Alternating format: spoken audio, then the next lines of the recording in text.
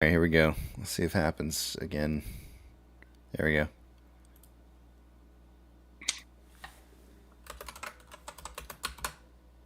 All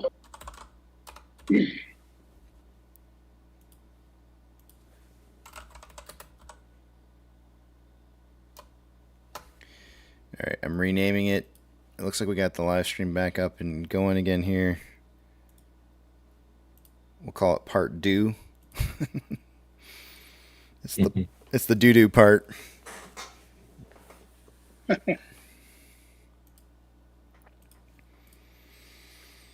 Jabib says that was your computer case. I know, man. Wait a minute. Hold on a second here, Jabibs. Hold on a second. So Pirate's the one that can't talk right now, and so if there's anybody that you're going to be getting, you should be getting a good dig in at, it should be Pirate. Not me. I just simply tried to show what Computer Pirate had as breaking news, and they decided to shut me down. They're like, we can't do this. If we show everybody what Pirate has for a computer, the stock's gonna start taking off.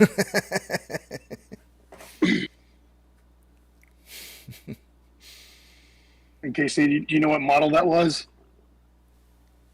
Did I have it up on the screen? Did I have it up on the screen? It says here.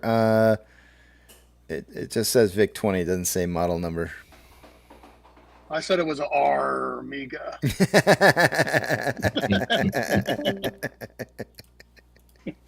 That's way more funnier than it's supposed to be.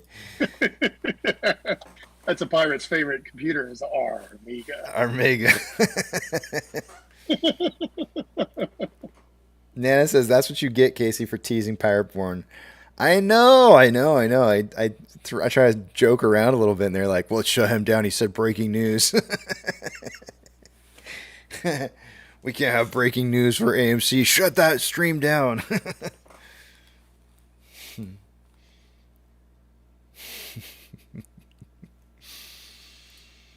I get it. I understand, from Pirate's perspective, like, why upgrade from a VIC 20 to, something more current when, it's getting by, it works. We're in a recession. It's just going to cost more money. Look at the prices on graphics cards. I can only imagine that would probably have kept a lot of people out of the purchasing phase of new computers for quite a while. Like nobody's saying to go for a new one. You can still go for something that's gently used. Yeah, even generously used, but that would still be a huge improvement. Nana says, you guys talking shit about my computer? Oh shit! There he is. How's that VIC 20 running? Did you flip? You guys throwing shade on my wonderful computer bank I got here? Did I you almost feel it? I couldn't hear it, but the hair on the back of my neck was tingling. Did you find that power switch and flip it real quick and then back on again? No, fuck you, Casey. I'm not even talking to you. Every time I try to watch something that you stream on my desktop computer, my shit starts smoking. Smoke rolls out of the back of it, and the whole thing takes a giant dump. It'll take me a week to get it working again.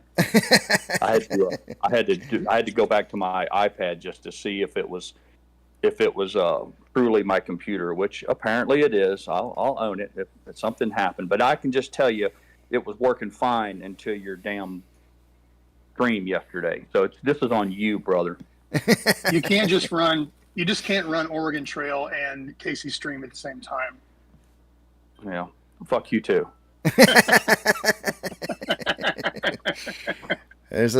I got a picture for you here, Pirate. There's a little light that shows up. Your light might have burned off and or it's malfunctioning. When you turn it on and off, there should be do you see a red light on the front of the? I ain't taking none of this shit. The only problem this presents is I can't use my headset, and Mrs. Pirate and I share the office, and she has no desire to listen to any of this foolishness that we engage in. None whatsoever. So this is torturous for her. Really? Why is it so painful? Am I that bad? No, I feel No, bad. I was making a joke, man. She just gave me the stink eye. She's like, "Why you throw me under the bus?" I was just trying to make a joke at her expense. You can't even keep it up. This must be like kick pirate in the balls day. Everybody, go ahead, take your shot. The line forms. The line forms here.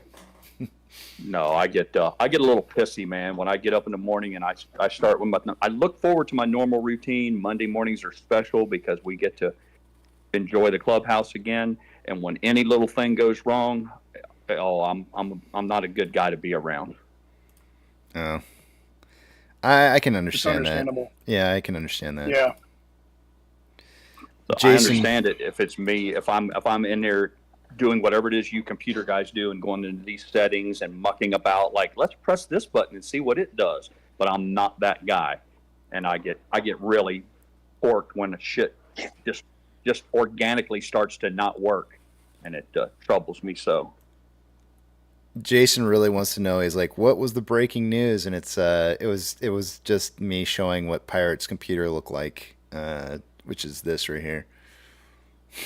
I can't see it. I don't want to see it. I'm certain it's not flattering for me, so you can just mooch my big old butt.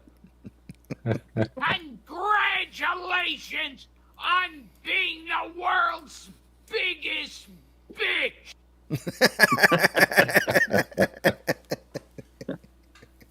I'm sure that's. I'll chalk that one up for censored content. I'm almost certain that bullet came from his rifle.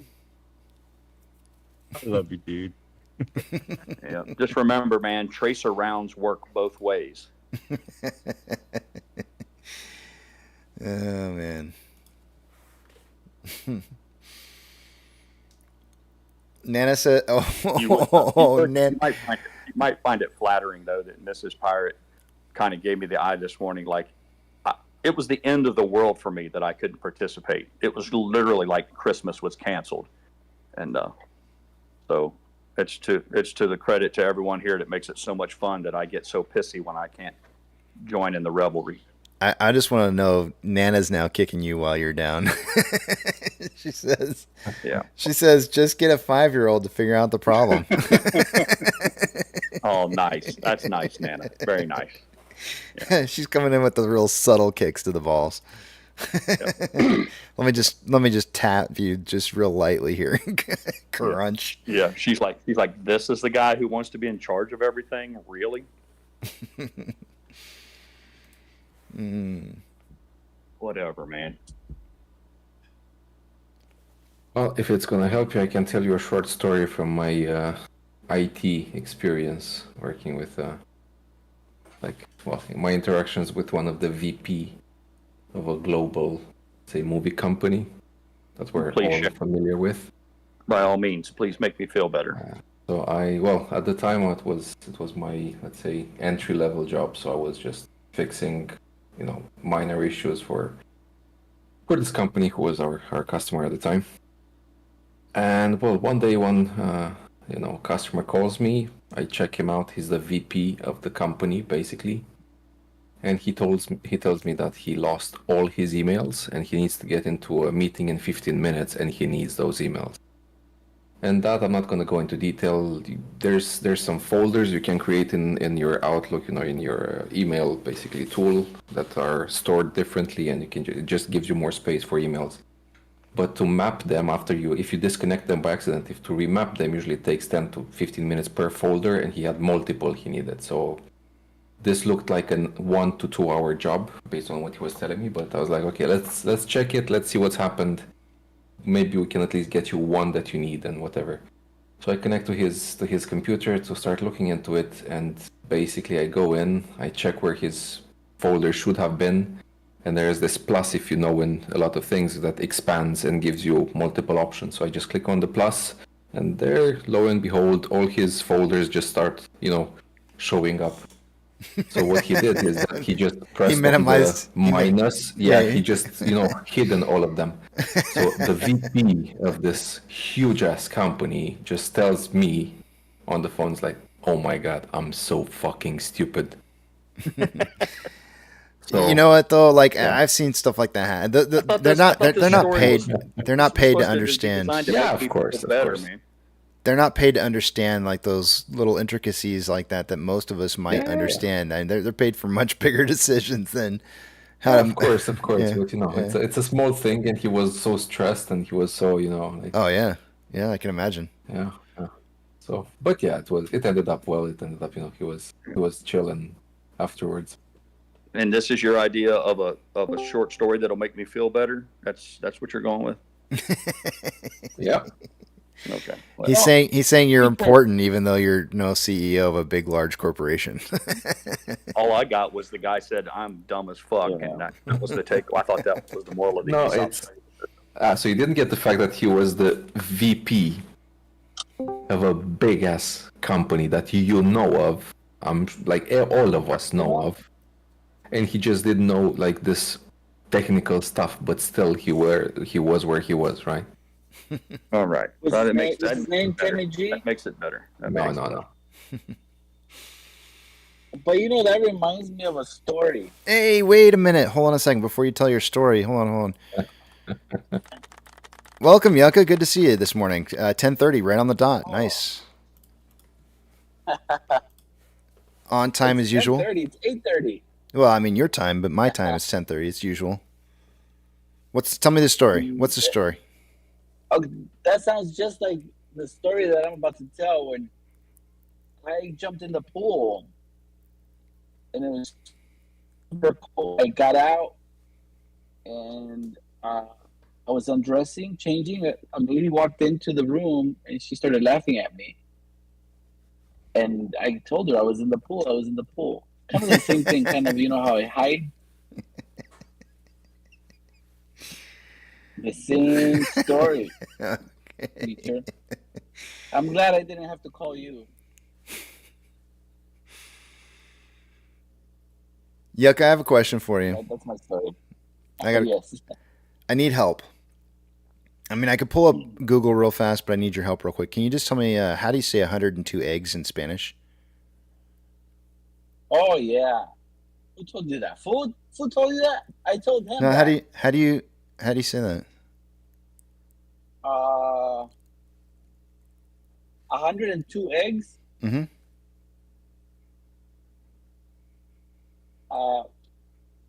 I can't say it because I know what it is. Not gonna say it. I told him that. I'm trying to see if I can say it a different way. There's no way. Uno cero dos huevos. You had to Don't do throw that, Uno. Joe. You had to throw Uno in there, didn't you? Yeah, I did. Yeah. Okay. All right. Well, yeah. No, I actually saw that on the internet last night. Something So with cento, right, or something, or how? Ciento dos. Ciento.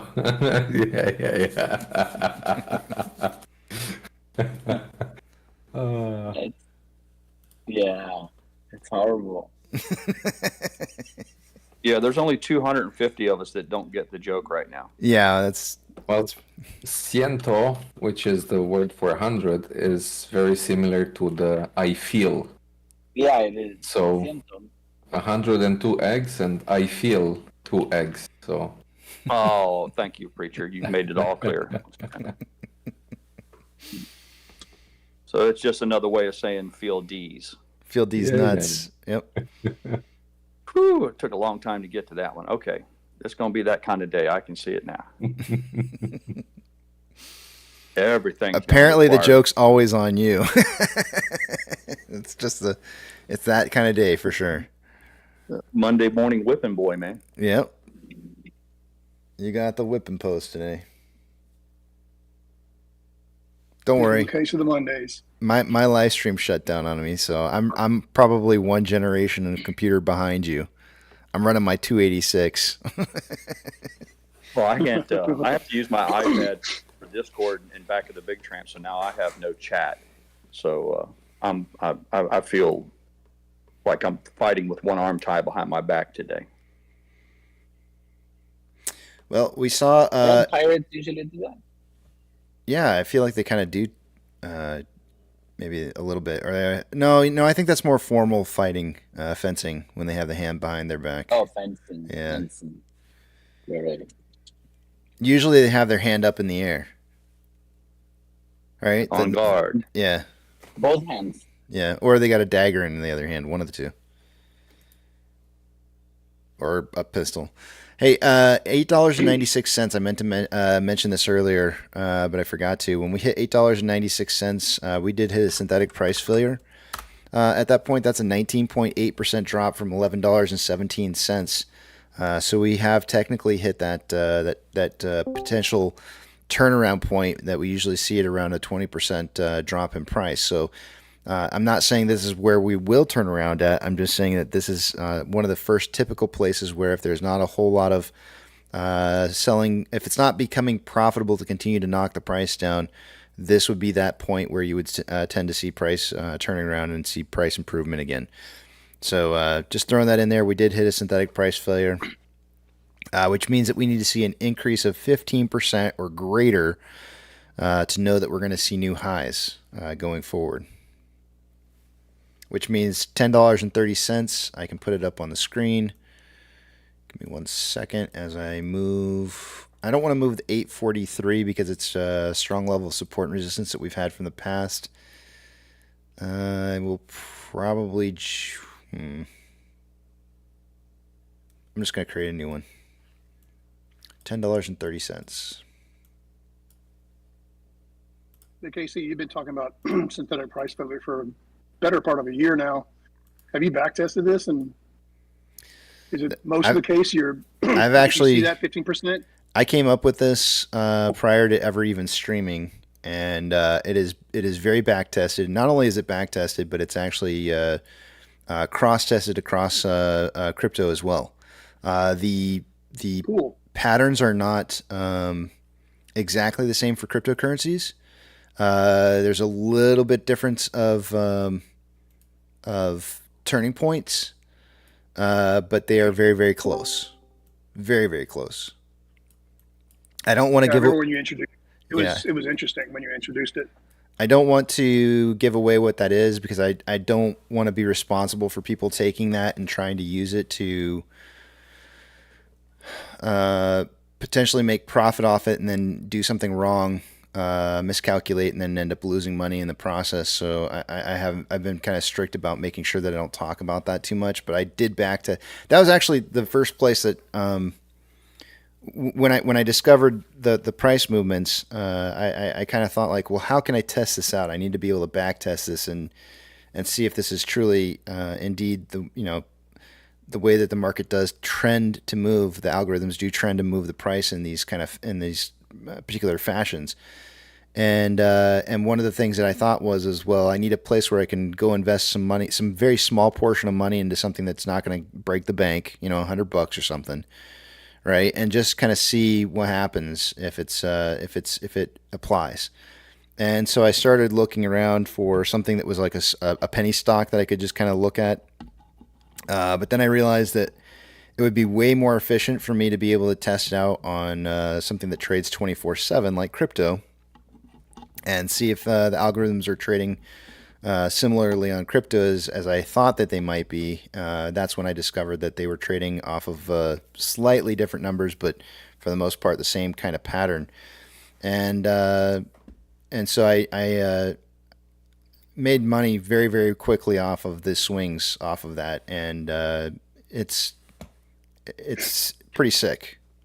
Yeah.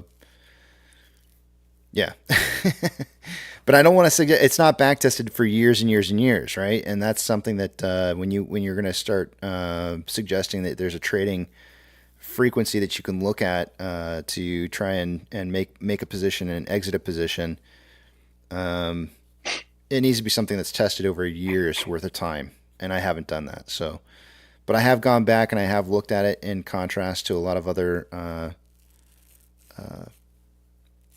Strategies. No, other stocks, securities that do follow that pattern. I have not checked commodities. I can't tell you whether or not commodities trade on this or not. I haven't checked commodities. Only securities. I think the least common denominator there is probably the trading algorithms, which is pretty interesting actually. Is that what you're saying? Is it's kind of exposing that they may be using the same algorithms despite market mechanics or despite trading volume or trading mechanics. It still kind of holds true, which is cool. One of the reasons that I think, and I'm just hypothesizing. I have no idea for sure if this is the case or not, but I do think that when I thought like, hey, I'll use cryptocurrency as a test to see if it works or not. One of my thought processes is I'll bet you hedge funds are using cryptocurrencies as a market wide sentiment to figure out whether or not the market's bullish or bearish and how it will respond to price movements, which is why a lot of times I tend to think that you see testing of those levels of support and resistance by the market as in general over the weekend. Right? I feel like it's a period of time where they know they can make trades and see what's going to happen in general when they move price. And so I think it helps them to calculate, I guess, sentiment in the marketplace, whether it's bullish or bearish, and then adjust their algorithms accordingly based off of that sentiment. No, for sure. Yeah. For sure. And additionally using that as like some form of collateral for like rehypothecated margin. I mean, I don't know the details behind that, but that's possible. Yeah, I'm hypothesizing also. Like, I think you and I have talked ad nauseum about some of the market mechanics and how they're all interrelated. It's just it's a mind fuck. Yeah, it is. But I think. And I actually didn't realize this when I had come up with it, but somebody mentioned to me somebody who was what I would consider to be a shill on this live stream came in and said, well, all you're doing is just using a Fibonacci retracements, and I never had really kind of looked at it before as a Fibonacci sequence, the percentages that I'm using. But that's exactly, he's not wrong. He's actually really, really right that it is a Fibonacci retracement, and it's based off of a moving Fibonacci versus like normally when you draw out a Fibonacci, you look for a trend from the past where you're looking for like a price movement from like a bottom to a top, and then you draw out your Fibonacci based off of that. This is more of a Fibonacci that's based off of what current highs and lows are. And then continuously updates that Fibonacci based off of where price movement is trending towards. So it's like it's a moving Fibonacci. That's the best way I can probably describe it, and it's kind of cool because I don't think anybody else has ever come up with a moving Fibonacci before. Most everything is. A couple of years ago. Go ahead. Yeah, I had a theory a couple of years ago that.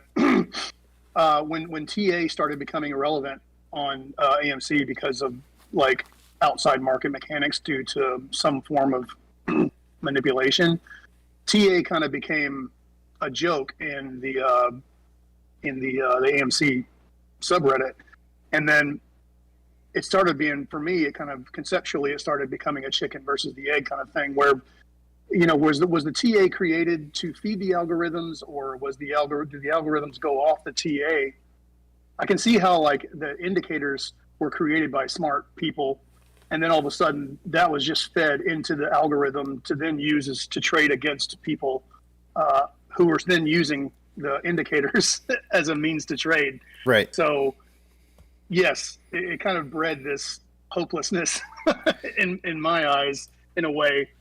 Whereas you don't really know which one is kind of leading the other.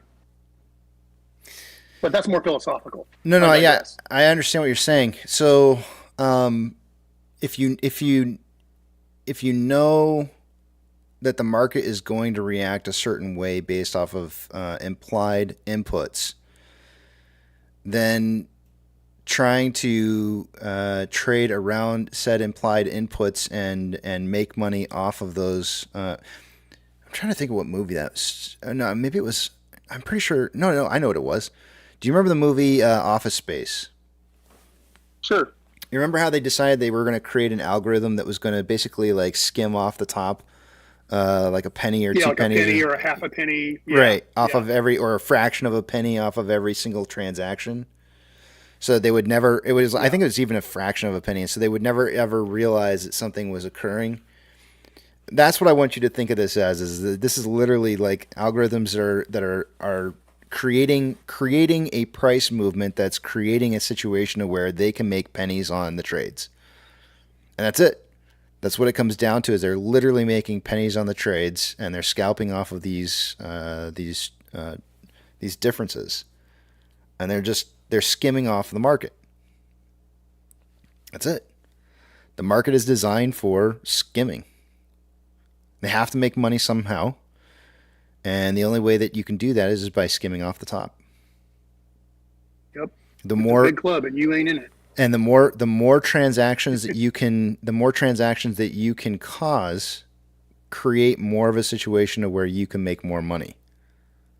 Right? Because the more transactions that are happening, the more you have the ability to be able to manipulate the price. I don't disagree with that. So, but I'm not trying to. This gets down to the point to where you go like, oh, well, that means I can never make money in the marketplace, and I'm not here to say that that's not the case. I don't believe that to be true. I do believe you can make money in the market. It's just that you have to understand that there's greater systems that are set up out there for you to fail by trying to game the system. It's when you stop. No, I totally agree. Yeah, it's when you stop playing the games is when you stop losing. Yeah, I totally agree. Because as soon as you start playing the game, you instantly become a loser. So it's the whole idea. The whole idea here is don't play the games. Simply do what you're supposed to do in the first place, which is just invest in a company, and you win, because that's, technically speaking, that's what's supposed to happen. Yes, which is predicated upon, like, the market does only go up if you zoom out, obviously, and then it's predicated on patience, which most people don't have. Yeah. Yep, pretty much. Yeah, you nailed it. Dr. Zayas says, and do they use MBVO to skim and front run? I don't want.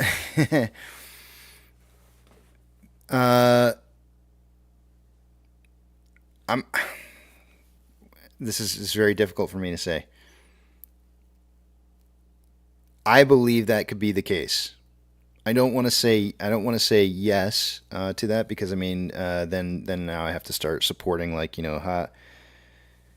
show me exactly how that's happening. But I don't believe that best execution that's occurring in the marketplaces benefits retail. It just doesn't. Best execution makes money for institutions who are investing for retail. It doesn't help retail. Hey, see, Mrs. Pirate just shared with me a tweet from our favorite loser at Charlie Asperino. You might find it interesting. If anyone has had any doubt as to the bias of mainstream media against us, his tweet was very simple. It showed a chart, today's price action, or a recent price action, and then he had a caption on it, who is Taylor Swift again?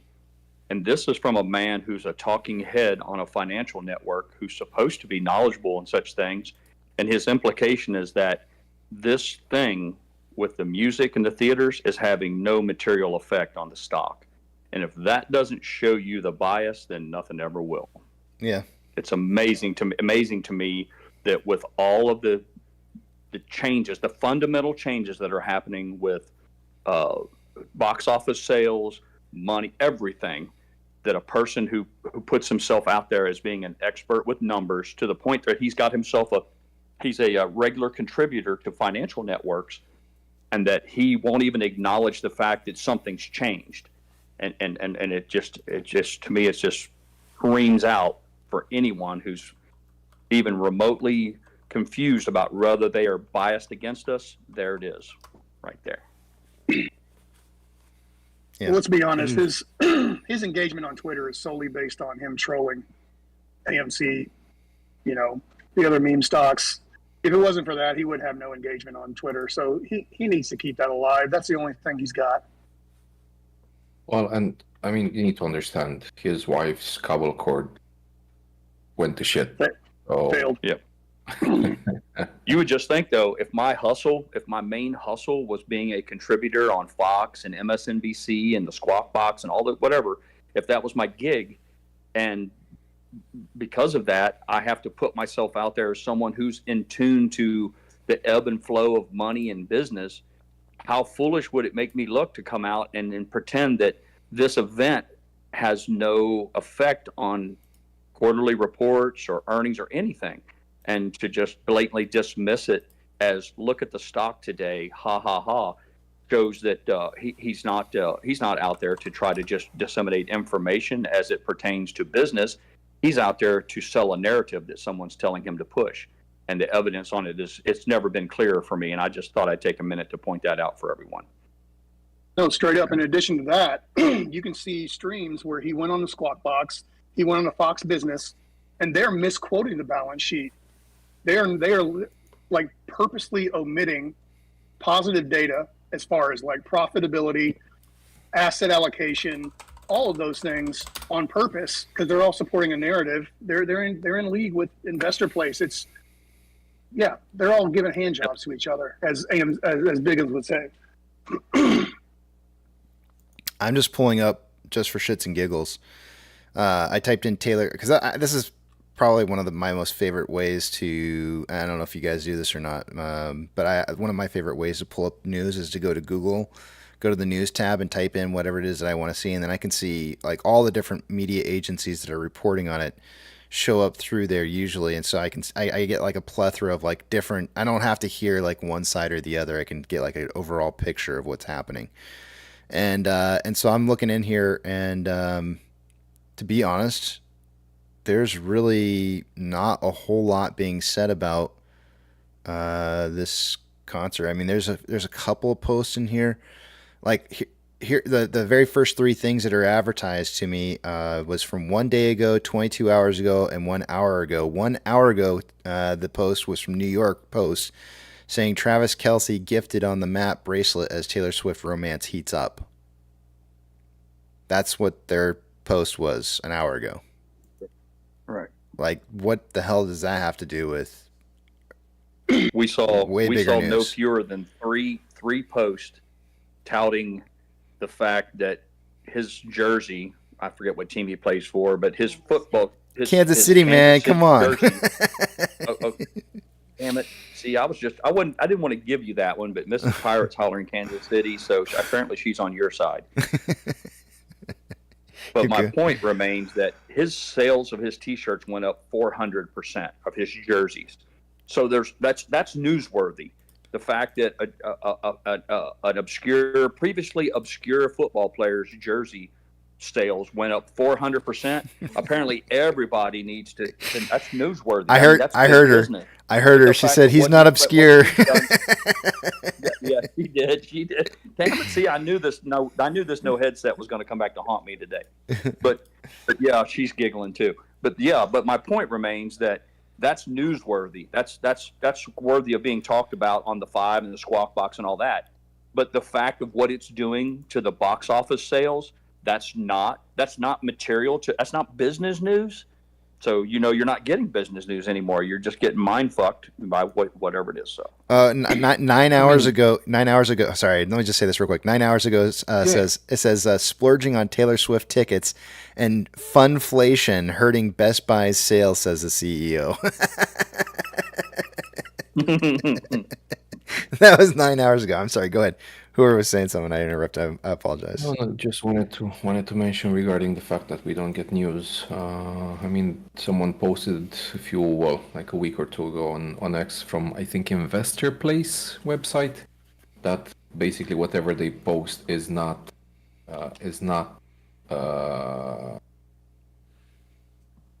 news. It's just the opinion of the writer. So right. Propaganda. Yeah, it's all op-ed. Yeah, it's opinions. Yep. Everything's op-ed. It's opinions and entertainment. Probably more entertainment. It needs to be first entertaining, and then it has to fall in line with their opinions. But the fact of whether it's actually newsworthy or not, there's quite literally, I don't think there's any source left. Is the BBC worldwide, is the BBC trusted as a news organization any longer? It's a sincere question. I think so. I've never watched them, but are they? Yeah, me too. I think so. Yeah, I think so also. They have a sliding scale. I saw an article back in 2020 or even maybe 2018. It talks about trustworthiness, where they do a fact check of all news organizations and they put them on a sliding scale of trustworthiness to complete propaganda. And you could see a sliding scale. It's like anything. It's a spectrum, and they put all these news organizations on the spectrum. And NPR was up there, BBC was up there. There's a few other ones that were up there, but I pay attention a lot to a lot of the new YouTube organizations like Breaking Points, and they seem to be more on the up and up, and just want to report what's actually truthful versus what kind of spin it has. And I pay attention to any news organization that goes after Republicans and Democrats proportionately. Like, I don't go either way. I'm neither. I like to filter through the bullshit, but it's hard to do. It's hard to do because we're all being lied to on some level.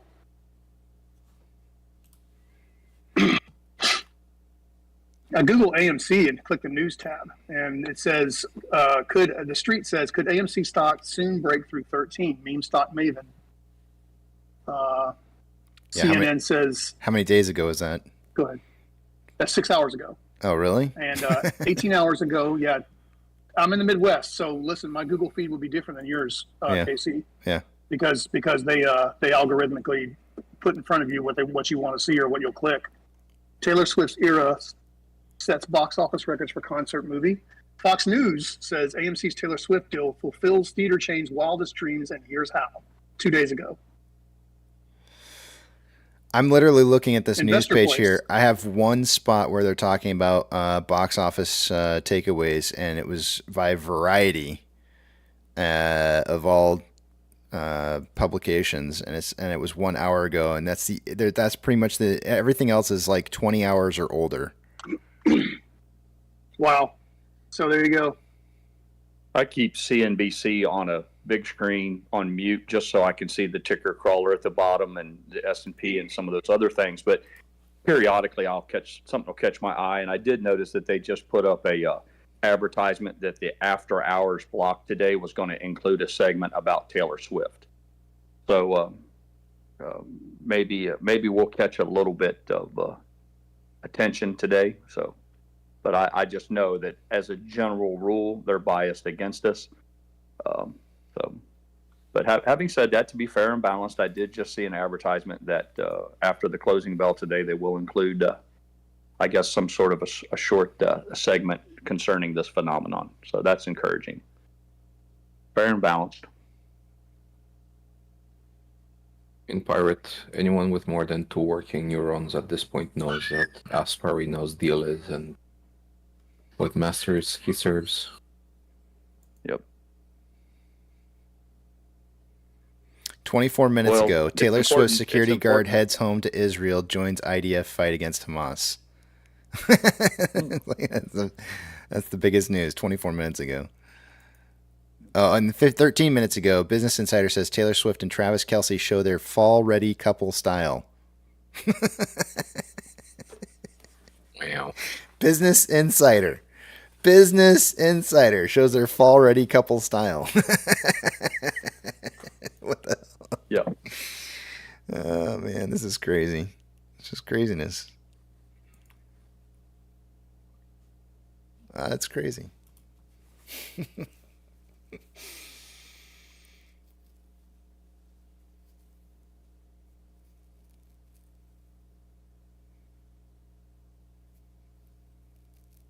That's so crazy. I'm shocked. I'm sitting here shocked at like how thin this is on the Eras tour.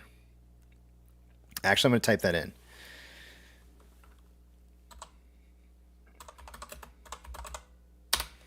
Let's see if that makes a difference here. Yeah. The focus, the big business news is how many more jerseys they're going to sell. That's the takeaway, not the effect that she's having on AMC theaters' bottom line. It's how many more Kansas City Chiefs jerseys will be sold. Okay, got it. Check. Got it.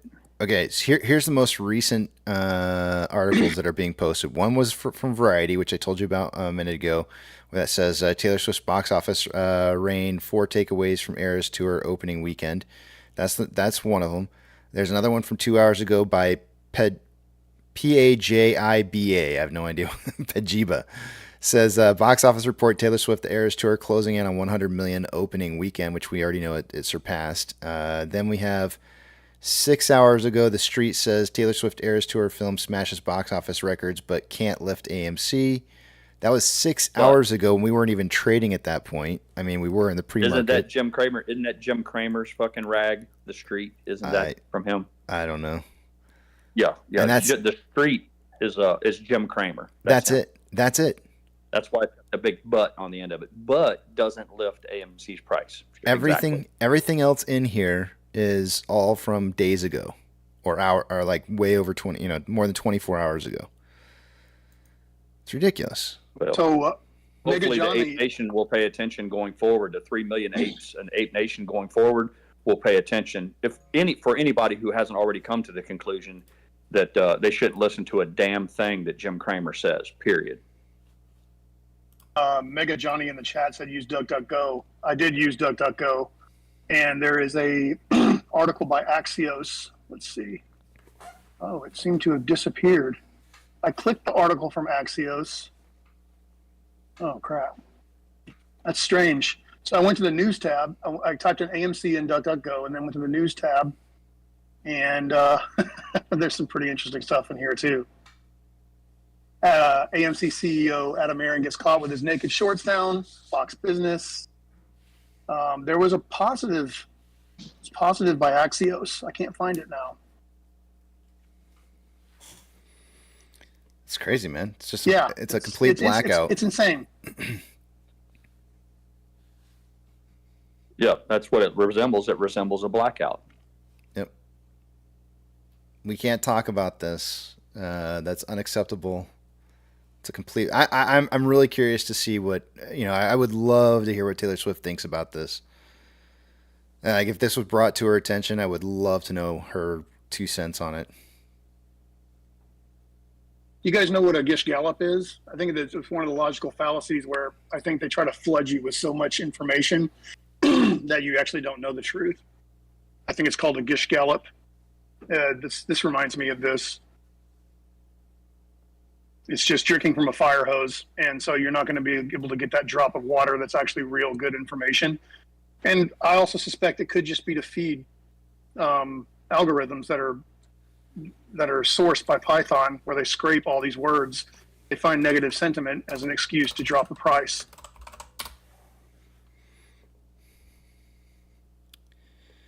Give me a second here. I'm going to.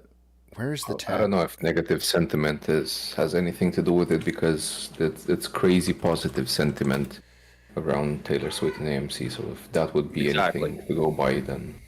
No, I know. What I'm saying is like they will use that. They will use that negative sentiment as a reason to drop the price. But there is none. That's what where is the negative sentiment? That's what I don't get. Adam Aron gets caught with his naked shorts down by Fox Business. What in the world is going on with AMC stock? Business Insider. But Adam CEO Aron caught. To mean? Oh, because what's that supposed to mean? Oh, because like the article. This is by the New York Post. We all talked about this, I think, Friday, where we were like, "Oh, look, the stock is going down on a personal matter of the CEO," which makes no sense considering we hold like anywhere from 80 to 90% of the stock. That everyone's selling off, I guess, and it's not true. We all know that it's not true. We all suspect that it's being manipulated down on this bad information that no one that really owns the stock gives a shit about, but they still figure out a way to do it as a means to an end. Well, it's a common practice. What they're doing is a common practice in politics as well. Anyone who studies a little bit of politics, the way this works is the warring parties, whoever, say for instance, Democrats versus Republicans, or the hedge funds versus the apes. Now, it's a game to where when you find dirt on your opposing party, you don't use it right away. It's like a special golden bullet. So you For sure. save that to you employ that propaganda at the most effective time. So when they found out that Adam Aaron had contacted the FBI, that he was thought he was involved in some sort of little sexual games of trading naughty pictures, and then they tried to bribe him for that, he went straight to the authorities, and it was all resolved, and criminal charges were filed. They knew about it then, but that's another sure. example of how they say, well, what? Don't put it out now. We got to save this for when it's most effective.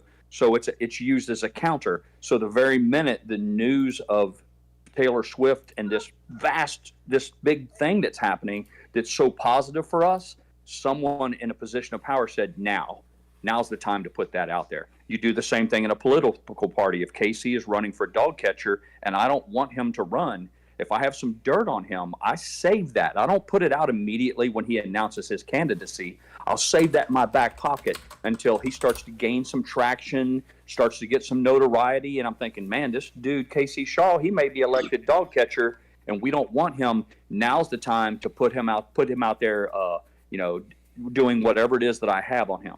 And it's exactly the same thing. So take it for what it is. The timeliness of it alone. 100%. The timeliness of it alone is evidence that it's pure weaponization. 100%. And what I'm theorizing is they take a position in the opposite direction, inflate the market up to, whatever it was, $11 and some change. And they purchase their puts at the top, and then they hedge their position, and they drive it down based on that, which, in addition to what you're saying, I agree with 100%. We've seen it time and time again. Yep. Well, Jim Cramer laid it out in his YouTube video. Most of us have seen it, both the newbies and the neophytes aren't aware of it, should go back and look at it. He got caught on camera exactly laying out the playbook. He said, you take a couple $1 million and you start buying a stock and you drive the price up a little bit. And then you spread the word around to some friendly news organizations. They all trade favors. They'll print pretty much what they want as long as they get access for maybe an interview in the future. And he spelled it all out, how he would spread a few stories around and some publications that he was certain would pick the story up and run with it. And then he'd go back to his office and place trades the exact opposite. And it's the very definition of how to manipulate a market. He's on camera saying that not only does he know how to do it, but he was an active participant in it. And that's an example of what you just said there, Captain. It's exactly what they do. They run it up to $11, tell everybody the game is on. So again, back to, I'm going to give KC credit this morning that all the people who ran out that morning and bought fucking calls because they're going to get rich quick. They wouldn't buy shares. They had to buy some calls because today is going to be the day. And then they come out with a hit piece on Adam Aaron, sending a weenie pic to somebody. And then there's the dirty story. And then when it drops, everybody got their head cut off. And that's how it works. In regards to Kramer, to quote The Big Short, he's not confessing, he's bragging. Exactly. Yeah, absolutely. 100%. Yeah, he's bragging. Yep. Exactly. And that's what we're up against. Yep. It's a big club, and you ain't in it. I pulled up two different searches. I pulled up Eras Tour and Taylor Swift. Now, of course, I know I should have put probably Eras Tour movie. Let me change that.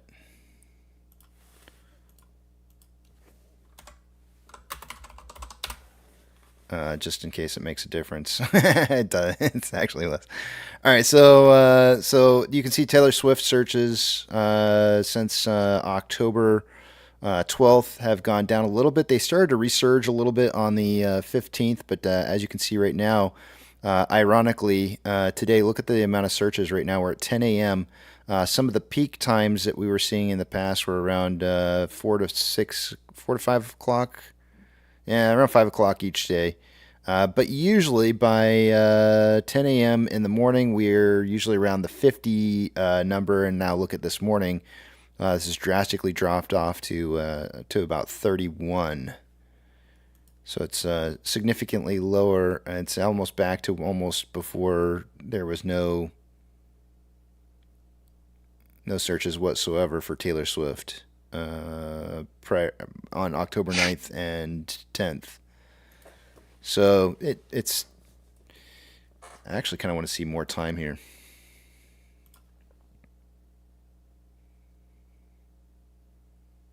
I wish they would do it in...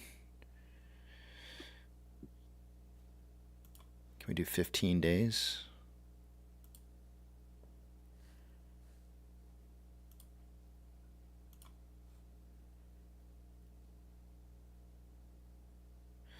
It doesn't want to do it by increments of single days, unfortunately.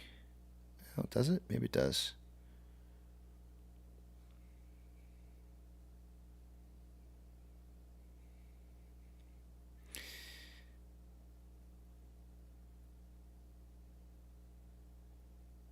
It's really weird. When I look at past 7 days, the numbers look drastically different in contrast to what I'm pulling when I pull 16 days.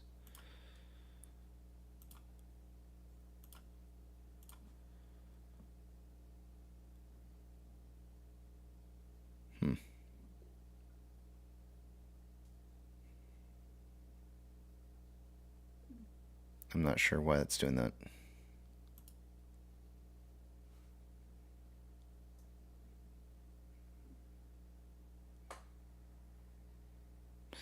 Anyways, just thought that was interesting. It is 11 o'clock. You guys ready for numbers? 2, 3, 3, 3, 3, 4, 6, 4 now, 4 now, 5 now, 4, 4, 4 now has 84. Let's do it. I'm going to take you guys over to the other screen. I'm not going to be able to see what it is you guys are ranking, so hold those personal thoughts, comments, questions, and concerns until you see the big tramp back up on the screen again. Let's see what we got going on for numbers. Starting with off exchange. By this time of the day, I would expect to see off exchange somewhere between right around 62% combined between off exchange and EDGX. Let's see, we have approximately 53.93% going through off exchange. EDGX is at 10.09. The combined total on that 64.02% are about 1.02% higher than I would expect it to be by this. I'm sorry, 2.02% higher than I would expect it to be by this time of the day, and so that's a little elevated. CHX volume for the day today is at 5,107 shares, nothing unusually large. GME's CHX volume for the day today is sitting at 1,205 shares through CHX, nothing, again, very unusually large. Taking a look at Ortex, as of an hour ago, there were 61,000 shares having been borrowed for the day today. It's now sitting at 302,000 shares having been returned. That's going to cause the estimated short share interest of the free float to drop just a little bit. 2, 3, 3, 3, 3, 4, 6, 4 now, 4 now, 5 now, 4, 4, 4 now has 84. That was late. Short share interest of the free float coming in at 7.55%, and as a result, and cost per hour mins at 0.82, average of 1.47, and max at 1.99. Shares on loan for the day today is at 21.32 million shares. That's 1.12 million shares less on loan today than there was on Friday. Ortex estimated about 257,000 of that was in closed short interest. Taking a look at the options, highest amount of call volume so far for the day today has been at a $10 strike. As of an hour ago, there was 4.4 thousand contracts at 10. There is now, the highest amount of volume now is at a $9.50 strike, which is down 50 cents, and we have 5.5 thousand contracts there. On puts, highest amount of put volume is at a $9 strike. Ortex is estimating, I don't know why I said Ortex is estimating. The options chain is showing it went from about 8,500 contracts to 9.4. I'll tell you why I said that, why I said the whole Ortex thing, because my mind was thinking about something else as I was looking at the chart. Look at the chart and the option contract, call contracts that are starting to stack up down here. That comment that you just made a little bit ago, Pirate, look at this options chain. Let me see what you guys can see. Make sure you guys, okay, you can see it. Look at the option contracts, calls. There's so much call volume so far this morning. All the way up to a $16 strike. There's a lot of contracts being created. I shouldn't say that. Let me rephrase. volume doesn't necessarily imply that it's contracts being created. It could also be contracts that are being closed. So I need to be very specific about the idea that this isn't all newly created contracts. It could be closing of positions as well.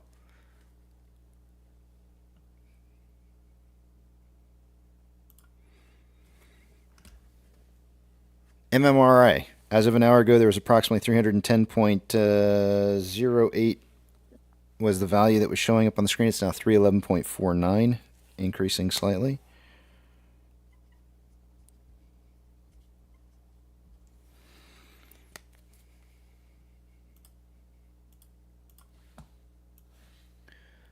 Orders by Fidelity customers, AMC and GME are the only two I'm looking for on this list here. AMC did make the list with a 71.54% buy to 28.46% sell ratio. GME is, hey, GME's made the list. Nice. GME's getting a little bit more action right now. They have a 77.41% buy to 22.59% sell ratio. Looking pretty good on that buy-sell ratio. It's good to see that they're back up on here with some volume. I know there's a bit of a dip going on there, so there might be some buying of the dip, and that's why the orders may be up. SSR triggers today at $8.55. Shares available to borrow is at 3.4 million. SSR did trip on Friday, so it's on for the day today. No new shares borrowed in the last hour. Mainly just we've seen in the last couple hours our ETF shares being returned. Fees currently showing up at 0.9% for loan shares. NASDAQ is up 0.96, Dow Jones up 0.94, and the SP 500 up 0.99. We have 4,380 advancers to 1,638 decliners. The market's more advancing than declining as of an hour ago. And cooking with bacon grease because it's looking hot and tasty right now. I'm sure there's lots of bulls getting their fill. Big bank movers for the day today. Anything plus or minus 2.5% or greater, I will mention. We have, let's give this a chance to update. FRC is down 9.8%. Silvergate's down 13.27%. PacWest Bank is up 2.84%. Western Alliance up 4.21%. Douche Bank is up 2.5%. Zion Bank up 3.18%.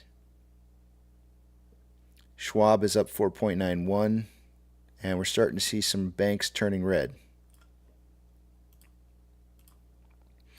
Ethereum Classic is up 1.51%, and looks like it's breaking a little bit of the downtrend that it had from earlier and starting to work on an uptrend. US dollar is currently down 0.3% and on a very slight uptrend. Oil is up 0.12%, consolidating. Mortgage-backed securities are down anywhere from 0.53% to 0.6% and starting to trend down. SPY is up 1.04% and starting to trend down. VIX is down 8.28% and starting a trend back up. VBR is up 1.62% and starting a downtrend after having been consolidating for a while. VB is up 1.56% and trending up. Tesla is up 0.66% and consolidating. Amazon is up 1.54% and consolidating. Cinemark is down 3% and trending down. Looks like it wants to break that trend down and starting to head up. Doge is up 0.93% and breaking a downtrend it had more recently. Bitcoin is up 3.66% and on an uptrend. GME is down 2.2%, trending up. HYMC is up 2.42% and consolidating. NCMI is up 0.91%, consolidating. HOOD is up 1.26%, consolidating. And AMC is down 2.74% and trending back up again, which really looks more like consolidation than anything for the most part. I mean, we're breaking the trend down from earlier, but seems to be a lot of consolidation between 906 and 934. Inflow versus outflow for the day today, there's approximately $9.3 million more outflow than inflow. 12.38 million shares traded so far for the day today after what is it? 169 minutes worth of trading. Putting us on a pace for 28.56 million shares traded by the end of the day today. I suggested somewhere between 20 and 40 million shares. On a 4-hour chart, we've got more selling pressure than buying pressure with an RSI of 38.72, which is below average. On a 1-hour time interval, more selling pressure than buying pressure with an RSI of 31.18. After having multiple dips into an oversold territory. On a 30-minute interval, more buying pressure than selling pressure with an RSI of 38.39, which is below average. And on a 5-minute interval, more buying pressure than selling pressure with a divergence on the vortex indicator currently occurring, RSI at 52.17, which is average. And with that, I yield the rest of my time back to the back of the big tramp.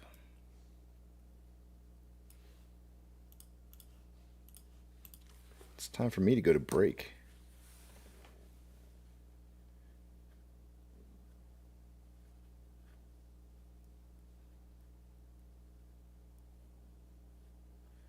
Ariel says, so by repressing the box office data, they are not only effing with AMC, but with Tay-Tay. Yep. Which is why I really would love to see. I would love to see what the heck she's posting right now. I would love to see her come out and just call the BS out for what it is. I guarantee you, all the distributors out there right now who have their greedy little fingers in with the media are probably telling them, do not report on this. We don't know anything. Don't ask us questions. We don't know. And I'm sure they don't. The last thing they want is to see AMC become an additional powerhouse in regards to taking away their profits and distribution. And by the way, I don't know if you guys saw this or not, but AMC has already made the distribution list for top earners, and we're in, I think, the top 15.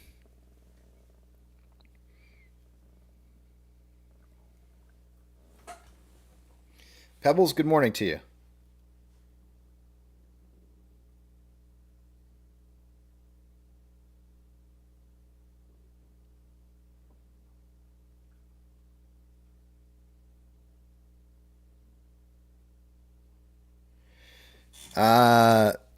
Shoot, is that, I can't remember the name on this.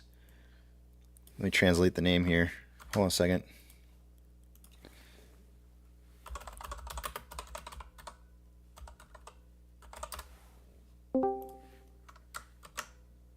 Ivan. Yeah, Ivan. So check it out. He says, I compared at least 50 companies that are actively traded to see what percentage of their free float is traded on average daily.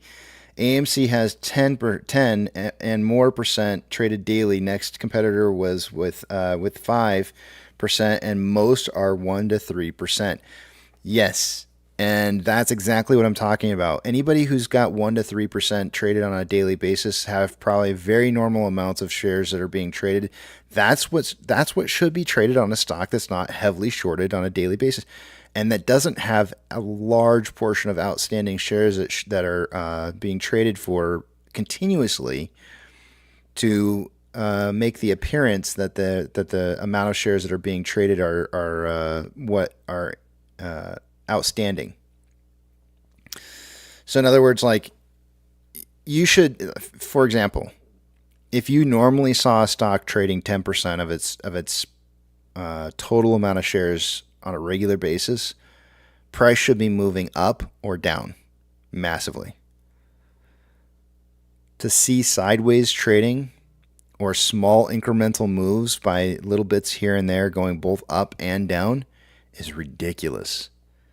It's ridiculous. It just shows you the sign of desperation for institutions to try and find liquidity to be able to make a market. There is just no shares out there. They don't have any shares, so they're making constant daily trades back and forth to try and make something happen. That's why you see as much volume as you do, and it's probably one of the biggest signs that you could possibly see that tells you that there is something going on that's not being talked about.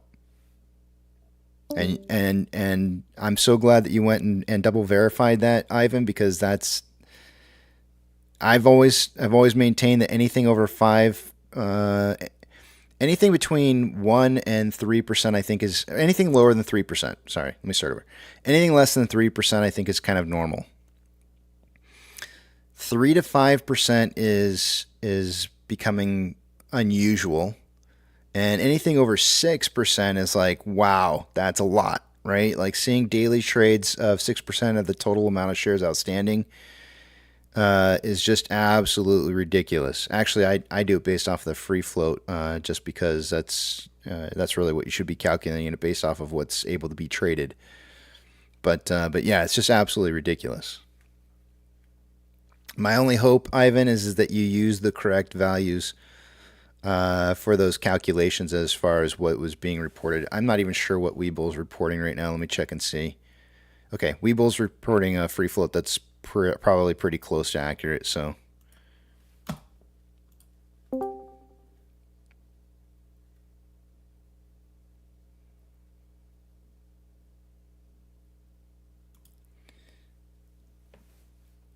Mega Johnny says, remember in 2008, they went to the press. The press wouldn't run the story for fear of losing access to Wall Street.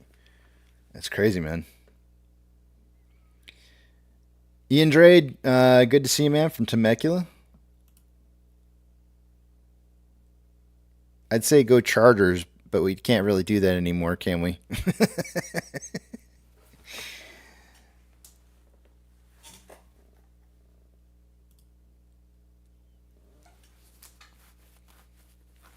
Yeah.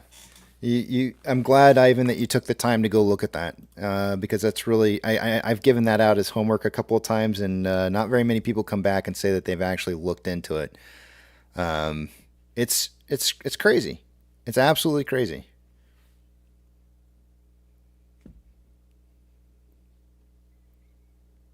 The craziest part about it is to see that it's a constant thing, right? Like it's understandable to see 10% traded on a very short term basis for a stock, but to see it traded on a daily basis, and that's not even, we're not even in like some of the largest periods of time of volume that we see normally, right? Like 20 to 40 million shares is not a big day for us.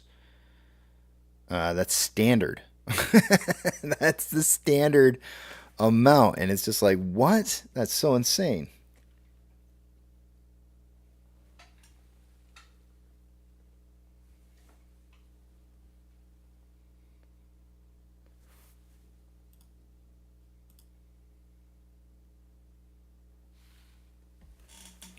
I could understand maybe a 5%.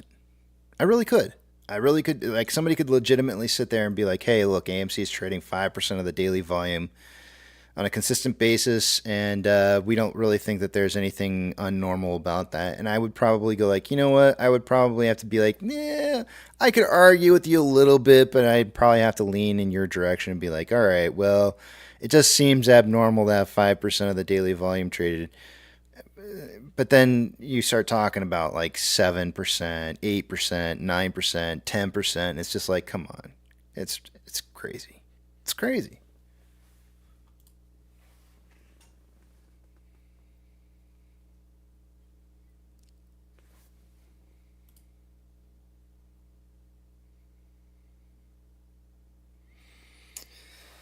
Uh, 1796 says, so really, if AMC made small amounts of additional shares, maybe it would be good for some price movement. Am I thinking that right or no?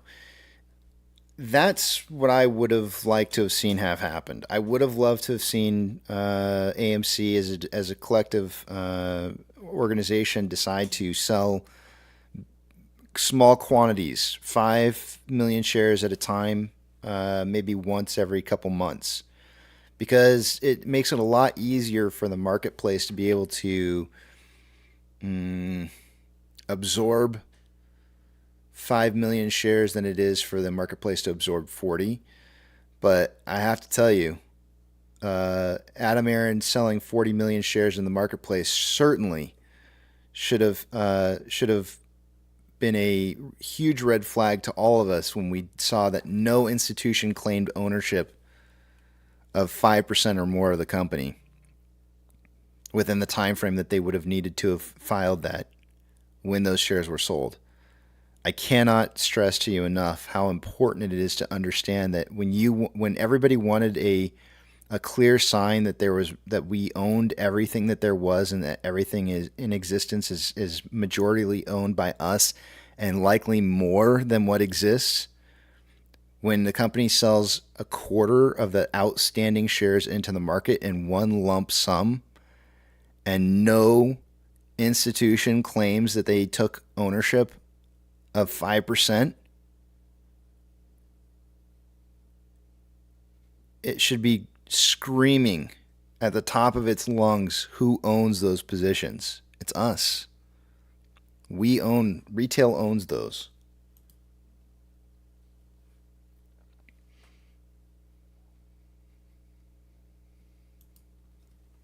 Papa Max says, so what will make it trade normal? I think the better way of asking that question, and I'm sure is what you actually meant, is what will help price improvement? And the answer to that, truly and honestly, is forcing institutions to buy shares. And the only way that you can truly and honestly force an institution to buy shares is either through failure to deliver or offering a dividend. One of the two. And I think at this point, I think Adam Aaron's main goal is to force a dividend at some point. I'm not saying right away. I know a lot of people probably want to hear dividend 2024. I know there was a point in time where he mentioned a dividend in 2024, but I'm not trying to suggest anytime soon. I'm just saying, if you want to see the marketplace trade the way it's supposed to, force brokers who hold positions by their customers to have to pay out to their customers, because when they have to pay out to their customers, that's when they are suddenly incentivized to go out and actually purchase the shares. Yeah, unfortunately, that's not necessarily the case. 1796, I can't tell you what to do with your money one way or the other, but buying pressure is always needed.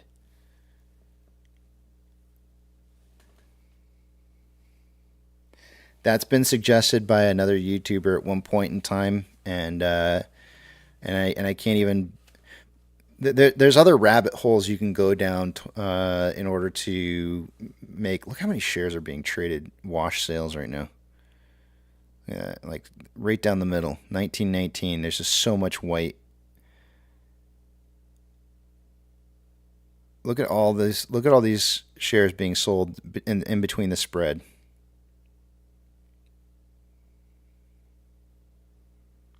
So much.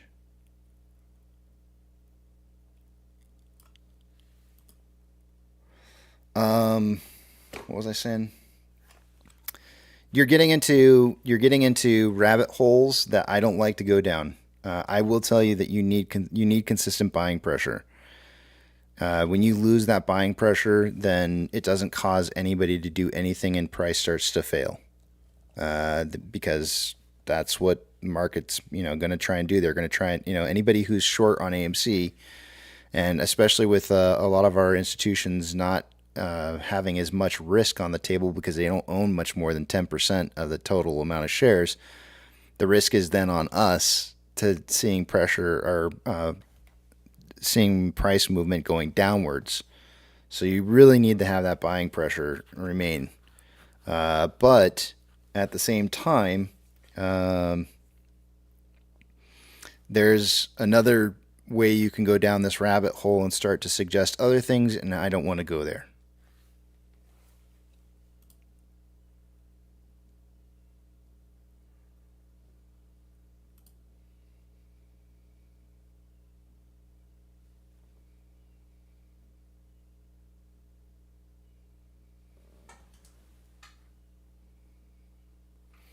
Hillbilly says the better impact would be to stop buying options. I would tend to agree with that. With the presentation that I gave this morning, I would hope that one of the key takeaways from individuals who are watching.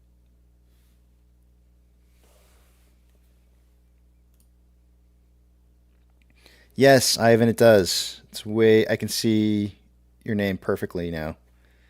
Ivan Almighty, even. Did it? I like it.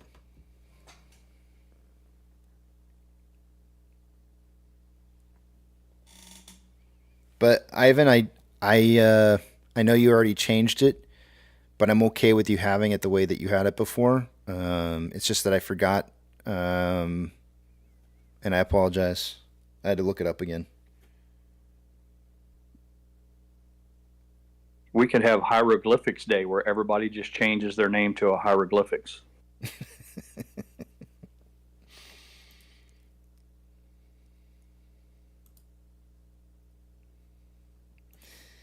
I am going to. Oh, hell no! I'm gonna head out, guys. I'm gonna go to break. Danny, good to see you, man. Let's see, Petro. Oh, wait. Well, maybe I'll hit Petro up later. I gotta go to break. What's up, guys? See you, Casey. Later, guys. Danny, how's it going, man? Doing well, thank you. Just on lunch. Is that why you sound like you have your mouth full? Yes, I got pizza. Okay, all right. 2 weeks. Well, that's good to know. I'm glad it's just lunch. 2 weeks. 2 weeks. 2 weeks. You say it like a parrot. Great presentation, by the way. Thanks, man. I appreciate it. Right. Spent a little bit of time on that, and it's like working but not working. Yep, I hear you. It's a labor of love, is what it is. Well, I appreciate. I'm sure we all appreciate it. Yeah, no problem. And the problem is you kept it simple. Yeah, well, Yes. I know, because I started it. So censor content. I just want you to know that I went down that road of trying to build up an example to show people how the market could potentially be manipulated. But I realized that as I was doing it, I was like, this is implying that an illegal activity is occurring. And I'm like, if I'm going to present that, I'm now stuck with the suggestion or the insinuation that somebody is illegally manipulating the market, which I don't think any of us really need that push. So I was like, is there a way that I can show that they're making money through a very simple method that can potentially be used to manipulate the market and it's legal? And the answer is yes. And so that's what I wanted to share with you guys. I think you could buy a call contract and daily show people what happens to it. That's my money.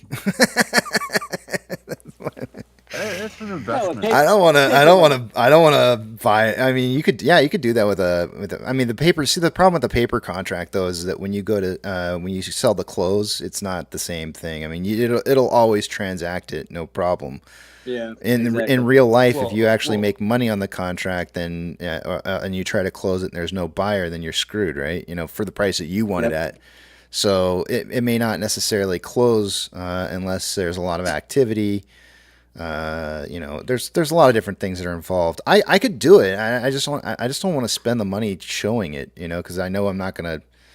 More than likely, maybe I'll make some money on it, but it sets up let's say I make money on it, right? If I make money on the trade, and then and I've just shown people how they can make money on call contracts, it's now setting a precedent that you can buy Counterproductive. Yeah, it's counterproductive to the whole idea of what it is that I'm trying to suggest, and it's that's I don't think that's necessarily. I'm just saying if you took a current contract right now that was for sale and showed what the price was, and what the price actually has to hit before that contract is going to be profitable, a lot of people would be able to see that that's probably not going to happen. Like if you're buying a 950 contract right now, it's probably not going to be profitable by Friday. So there's a really cool website that you can use called optionsprofitcalculator.com. I will link it into the board here. I've got mine set up to open up on long calls. I mean, you can change it to whatever you want to. But on this particular app, you can actually, and of course it's not going to show you everything the way that I want to show you because I've got it set up. Well, actually it does look like it's okay. What I thought is I was going to have to change this over to a bright screen, but I think I think enough of the items are showing up on here that I don't have to change it. So you can just pull up you can pull up the stock on this by plugging in the symbol ID in there. You can either change it to a buy or write the option. You can change the option that you want to purchase. You can look at like let's say let's use for example like a DFV method. He would look for quarterlies, right? So we could look at quarterly expiration dates.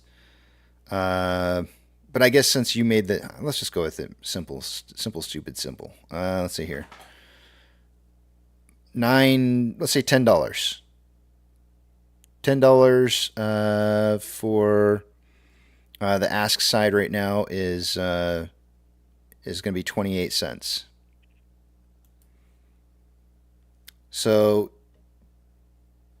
once you put that in there, it automatically assumes that you want one contract. You can change the total amount, but basically you're paying 28 cents per share, or a total, since each contract is worth 100 shares, it's $28 is what you're paying for the contract. And this is for an expiration on the 20th, which is this Friday. So this is where you fork over $28. This is the premium right here. This total cost is the premium that you're going to spend to buy this contract, right? So this is now giving somebody who's writing the contract $28 into their pocket. And I think this is probably when I calculate, this is probably when I have to have the, I have to click on that. So you can change the profitability scale to see different numbers, like if price were to hit by different prices by certain times, how much you would tend to make off of this. But this little calculator basically tells you, once you've plugged everything in and you hit calculate out here, it tells you what price it would need to hit by what date, right? So currently we're at $9 and what are we at right now? $9.25. So currently we're at $9.25. In order to make profit for today, price would have to hit $9.30 at some point. Going into tomorrow, price would end up having to be $9.45 for you to still be in the money, and so on and so forth. And you can just use this scale to figure out where you're at in profits. So this, and again, this is just showing you're betting on price. This is what options trading is all about. You're I like to say gambling, but that's not the right. You're speculating on price. That's what this is about.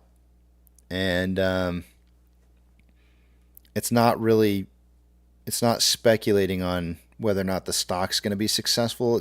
It's whether or not you and your guess on where price is going to be before the end of the week can be profitable. So it's gambling.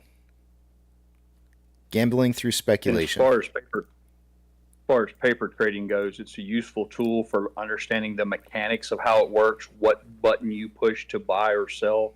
But it's similar to playing poker without using free money. The whole game changes when the money's real. You can sit and play poker all day long with a computer when there's just free money, and you can learn the cards and learn the fundamentals just like you can learn from paper trading. But the minute you're sitting at the card table with $1,000 of your hard-earned money in front of you, all of that stuff changes. And it's the same thing with paper trading.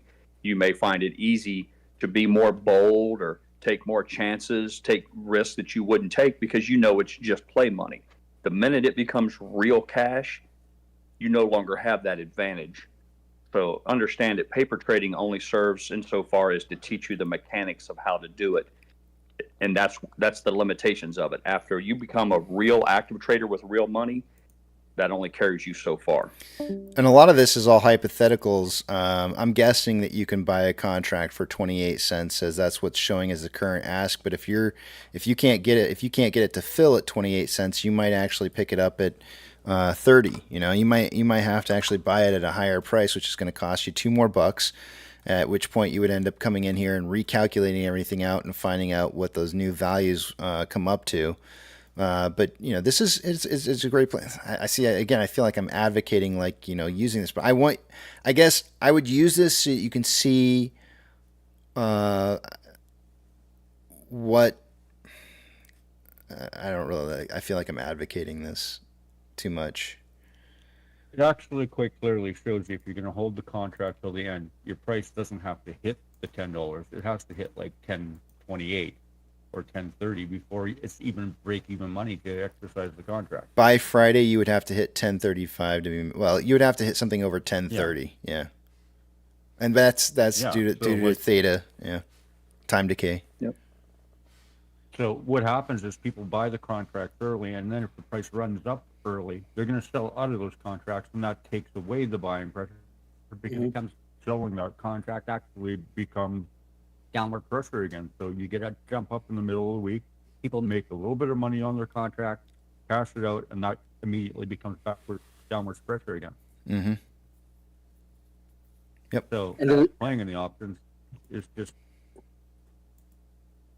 And that's not Given taking them into account the IV, right? The Implied volatility. It's not at all. yeah, Yeah. because well, There's Well, if someone needs to buy that contract in order to fulfill an obligation, if they buy from you, they don't want to buy from you at the same price they can buy at the money. That doesn't benefit them any. So they need to be able to buy your contract and still have some meat left on the bone, as opposed to them just buying on the open market. So that's what goes back to what Casey said earlier about there's no guarantee that when you go to sell, you'll have a buyer there. When you paper trade, yeah, they execute every time you want to get out of your position. The computer goes ahead and takes that. But in the real world, there's no guarantee that even if you're a huge winner on your screen, that you can find somebody to take the other side of that.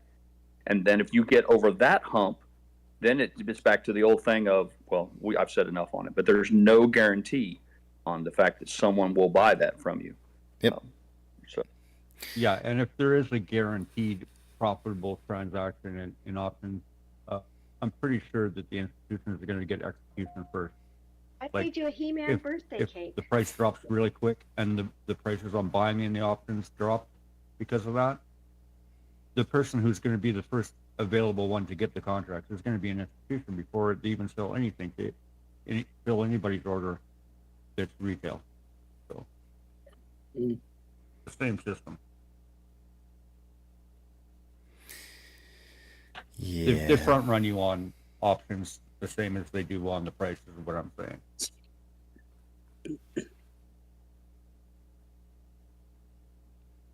Meanwhile, somebody's walking away with your premium money. Right. That they can go use against you. Apparently 12% of the people in here. Well, no, that 12% would actually be the people who would be walking away with your money. Yeah, I know. If they- That's what I mean. They're walking away with Yeah. money, you bastard. Yeah, there might be legitimately 12. I mean, what if there is maybe I have a large portion of people who watch the live stream who are actually betting against us. It's fully possible that there is retail investors out there who are Likely. betting It's against not us. just possible. It's And not just possible. It's likely. They could be writing naked puts and calls and simply profiteering off of our belief that that AMC is going to be successful. So you may not just have institutions who are trying to profit off us, but you may actually have other retail investors who are trying to also profit off of our play. And they'd be maybe watching to see your what sentiment poll said is. How many people? Yeah, your poll said how many people participate. So you No, got right. 12 people. No, I said who right. I said right. Yeah, 12. I'm sorry, yeah, right. 12 people that are writing contract. Yeah, you're right.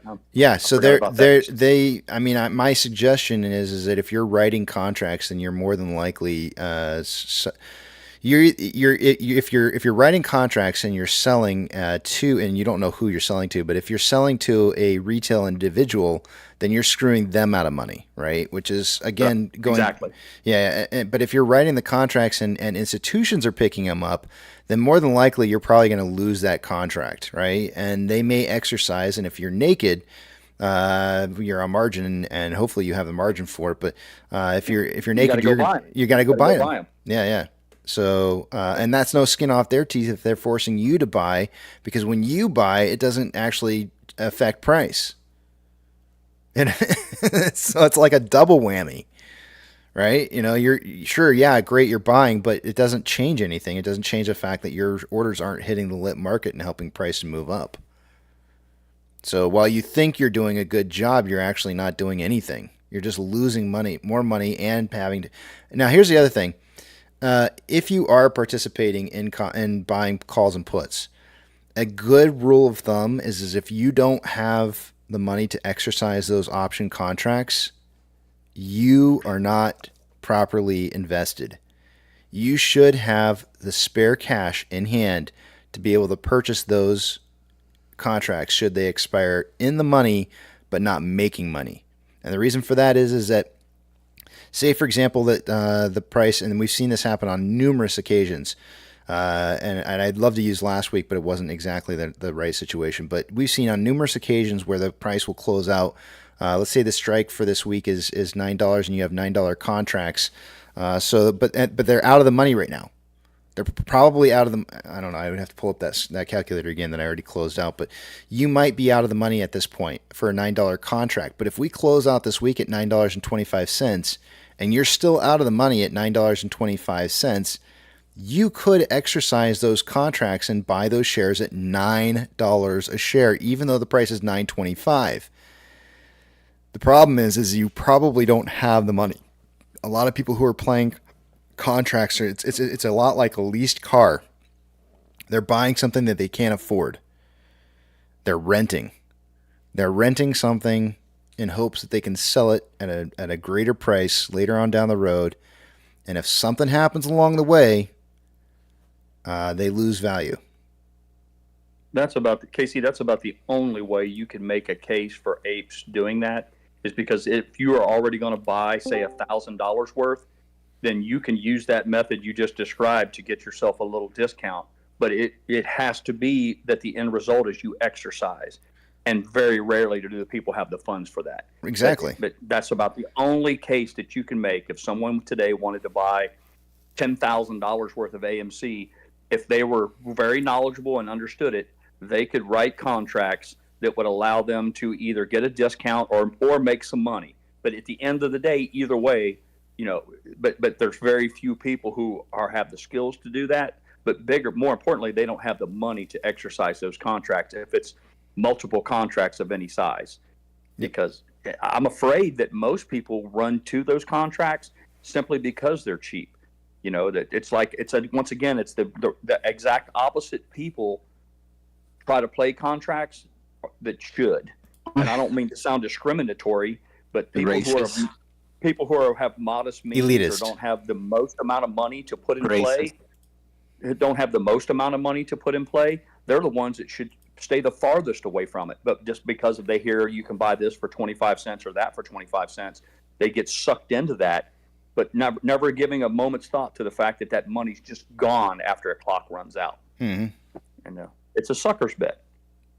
Yep. It's racist. It's not racist. It's elitist. That's something. That's a chauvinist pig. That's something a chauvinist pig would say. Oh, that's me. It's real simple for me. People who can't follow along like me. For the crayon eaters out there like me, it's real simple. A guy can either buy himself one share with $10, or he can gamble that $10, and if he's really fucking lucky, he can triple his money in 10 days. But 99% of the time, he just loses the $10. So it's that greed. Instead of just being happy enough to get yourself one share for $10, that's not good enough to buy that and hold it for what we know is coming. It's that attempt to outfox the market and say, yeah, but if I leverage this with a contract, I can make far more money.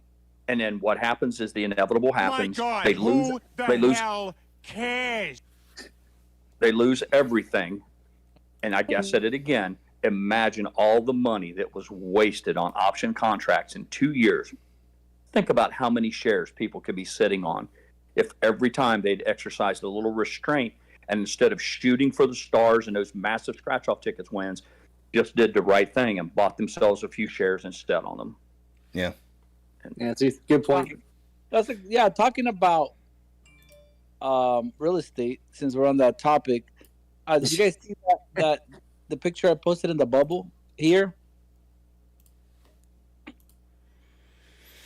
You guys got to see that, man. That's a beautiful piece of art. Oh, the house he's carrying in the house. Around his neck, he's tight. He's like crippled, and then he's carrying his house, like the debt. It's such a beautiful allegory. Yeah, that's pretty cool. That's like Forrest Gump when he had the. That's crazy, though. I mean, I just thought he had a big lunchbox. it's not a lot. That's what I thought it was.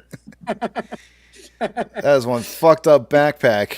Yeah, he's carrying Bud Light on his back. You know what this is? This is one of those igloo ice chests. Coolers. Igloo coolers. Igloo. I can't spell.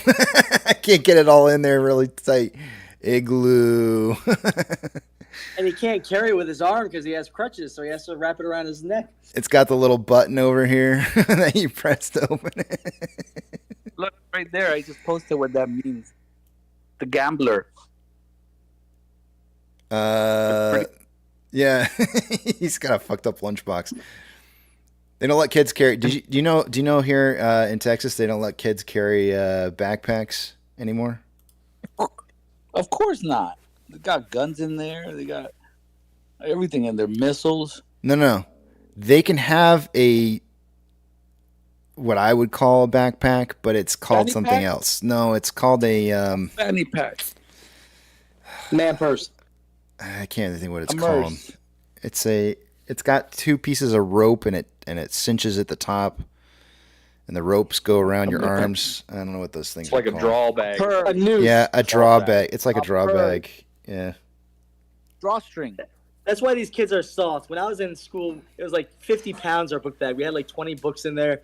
You'd have to carry. My back would hurt, my lower back. Now these kids, they don't carry anything. Yeah. But you know what?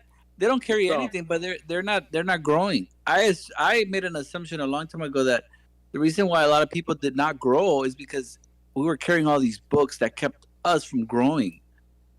Our backs were all messed up. I love that. Yucca. That's a very funny thought process that you would have. But that I'm like, people aren't drawing because they wear 50-pound backpacks. yeah, they put all this shit on us, and we weren't growing. So now I see kids that not even carrying anything. They're still not growing. So what's I debunked my own theory. Jeez. Like, what about flat Earth? All right, guys, I gotta go. Oh my gosh, that's so funny, dude. That makes me. You just made my day, Yucca. That was awesome. There you go. I'll be back in 2 hours. All right, CPR said the math and science book weighed at least 30 pounds. You're not kidding. man. Imagine a teacher's edition. Ugh. I still have my backpack from high school. Do you have it did you have it autographed by everybody? No, but I still have that same backpack though, and I've taken it on several camping trips, and I mean, I used to ride It's to a work. good backpack. Yeah, it's a great What backpack. brand? Shoot, What's the brand? Let me guess. This with a J. Jansport? No, I don't think so. No. No. It's not. Okay. No, it's but it had a lifetime warranty. I can tell you that. When my parents bought it, it was like $100 backpack back in the '90s, and the thing says that it You has. bought it Like where? Where did you buy it at? I can't remember. Radio Shack. I'll have to go look it up. Is that company still around? Probably not. Did you order on a catalog? Did you order on the catalog? I don't know. I Do you think they remember went to the the. Sears catalog? I think they went to the store and picked it up. So it wasn't Backpacks Amazon. weren't really a thing in the 80s. We dumped all of our shit in the lockers, and then you visited your locker between each class and just swapped out whatever books you needed. That's true. That's the whole backpack phenomenon and carrying 40, 50 pounds of books. That all started late in the 90s, and after I was done with high school, we didn't do anything. If anything, you might have carried home one or two books that you had homework in that evening, but for the most part, you just visited your locker between classes. Yeah. Now they got backpacks with wheels and everything. Yeah. And kids who don't know shit. Kids that are not growing because of the backpacks. I gotta go, guys. I'll see you later. You know, Yucca, I had a similar theory. I believe that I've always been very adamant about making sure that my kids have the right size shoes. because I'm convinced that there are people out there who like wait until the very last minute to buy their kids shoes because their feet grow so fast that their kids' feet get cramped up by the shoe. And so I was always I'm a firm believer that people's feet can get absolutely trashed by parents not buying the right shoe size, and I think it impacts them for the rest of their lives. That's why you should never buy tight underwear.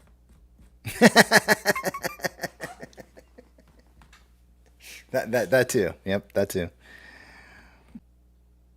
Yeah, I think Casey knows about that. About what? I think there's a thing in I think Japanese culture where they bind their feet. They wrap them up real tight. Oh yeah. Because for the geisha girls and some of those, it was considered very attractive if their feet would fit into tiny little shoes. And there's lots of those. It's not uncommon for different cultures. I think there's an African culture where they stack rings on their neck from a young age to stretch their necks out. So yep, there's lots of examples of that.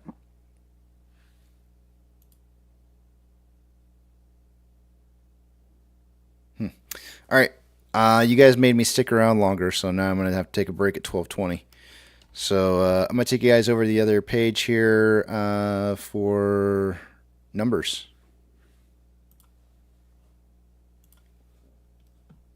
Yuck, I'm happy to see you around more, man. That's what happens when I don't take a break like normal.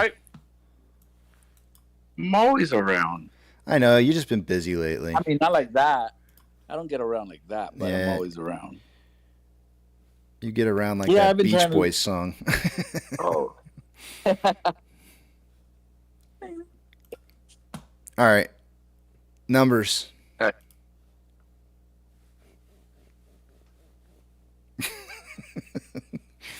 All right, starting with off exchange. By this time of the day, I would expect to see about 60. What time is it? 63% going through off exchange and EDGX. We have 54.45% going through off exchange right now, 10.16% going through EDGX for a grand total 64.61%, or about 1.61% higher than it should be. CHX volume is 5,107 shares, nothing unusually high on that. GME's CHX volume is 1,205, nothing unusually high on that one either. Taking a look at Ortex, as of now, Because I'm all in favor of keeping things tight for the girl. I bet you like it tight. all right.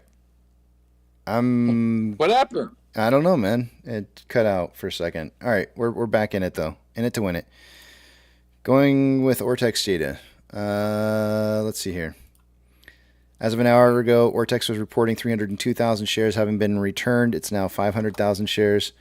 That's going to cause the estimated short-term interest of the free float to drop a little bit more to 7.52%. Cost to borrow mins at 8.82, average is 1.5, and max is 3.54. Shares on loan is at 21.32 million shares. That is 1.12 million shares less on loan today than there was on Friday. Ortex is estimating that about 257,000 shares in short interest was closed out. Taking a look at the call option volume, as of an hour ago, it was at 5.5 thousand contracts at a $9.5 strike. Highest strike level now is still the same, it's $11 now. Strike has moved up on call contracts to $11 in volume, to 7.6 thousand contracts. And puts currently showing a $9 strike. We had 9.4 thousand contracts an hour ago, now 9.8. Market is now suggesting a closing price somewhere between $9 and $11 before the day is over. Taking a look at MMRI, an hour ago it was 311.49. Now it's 311.08. Not much of a change, but a little bit down.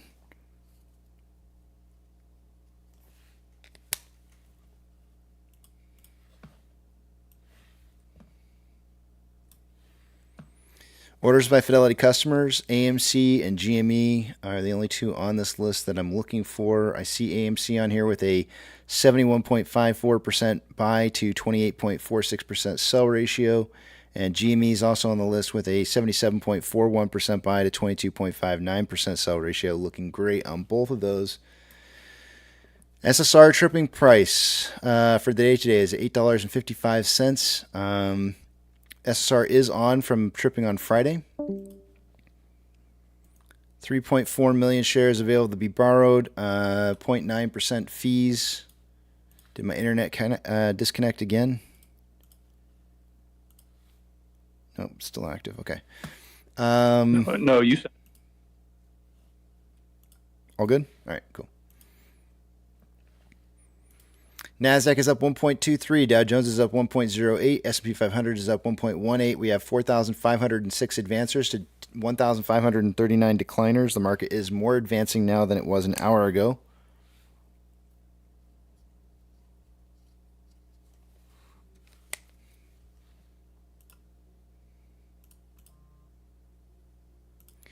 The biggest of the bank movers for the day today, I'm just going to read off anything plus or minus 2.5% or greater of a change.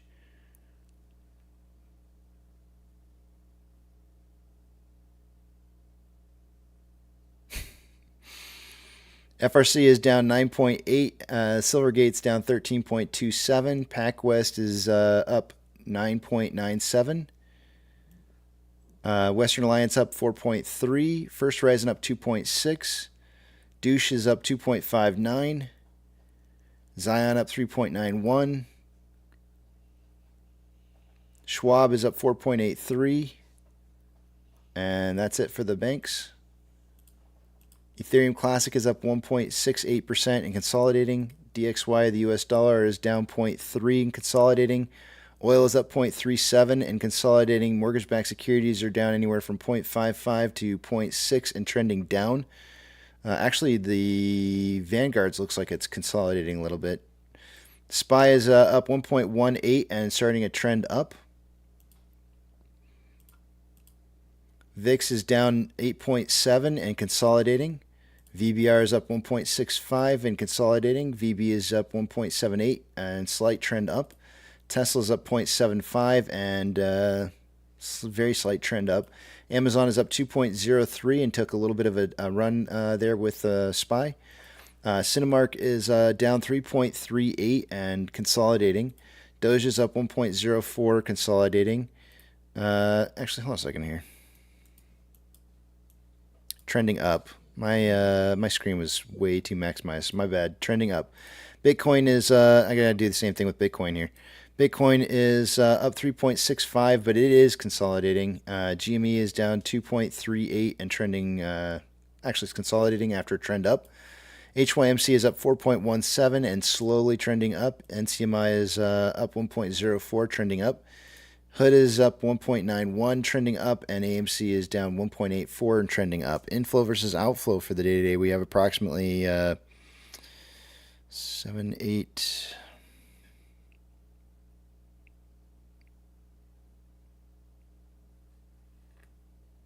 I can't do the math right now. My mind's not here. I should have taken a break an hour ago.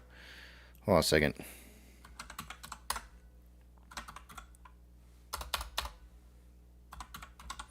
$9.52 million. 9.52 million more in more than outflow than inflow. 13.49 million shares traded so far for the day after 219 minutes worth of trading, putting us on a pace for 24.02 million shares traded by the end of the day today. That's very close to the 20 to 40 million I suggested in the pre-market. On a 4-hour time interval, we have more selling pressure than buying pressure than RSI of 40.33, which is below average. On a 1-hour time interval, more buying pressure than selling pressure than RSI of 35.67, which is below average. On a 30-minute interval, more buying pressure than selling pressure than RSI of 44.02, which is slightly below average. On a 5-minute interval, more selling pressure than buying pressure than RSI of 59.88, which is above average. And with that, I yield the rest of my time back to the back of the big tramp. I will stick around for about 10 more minutes, and I'm going to go to break.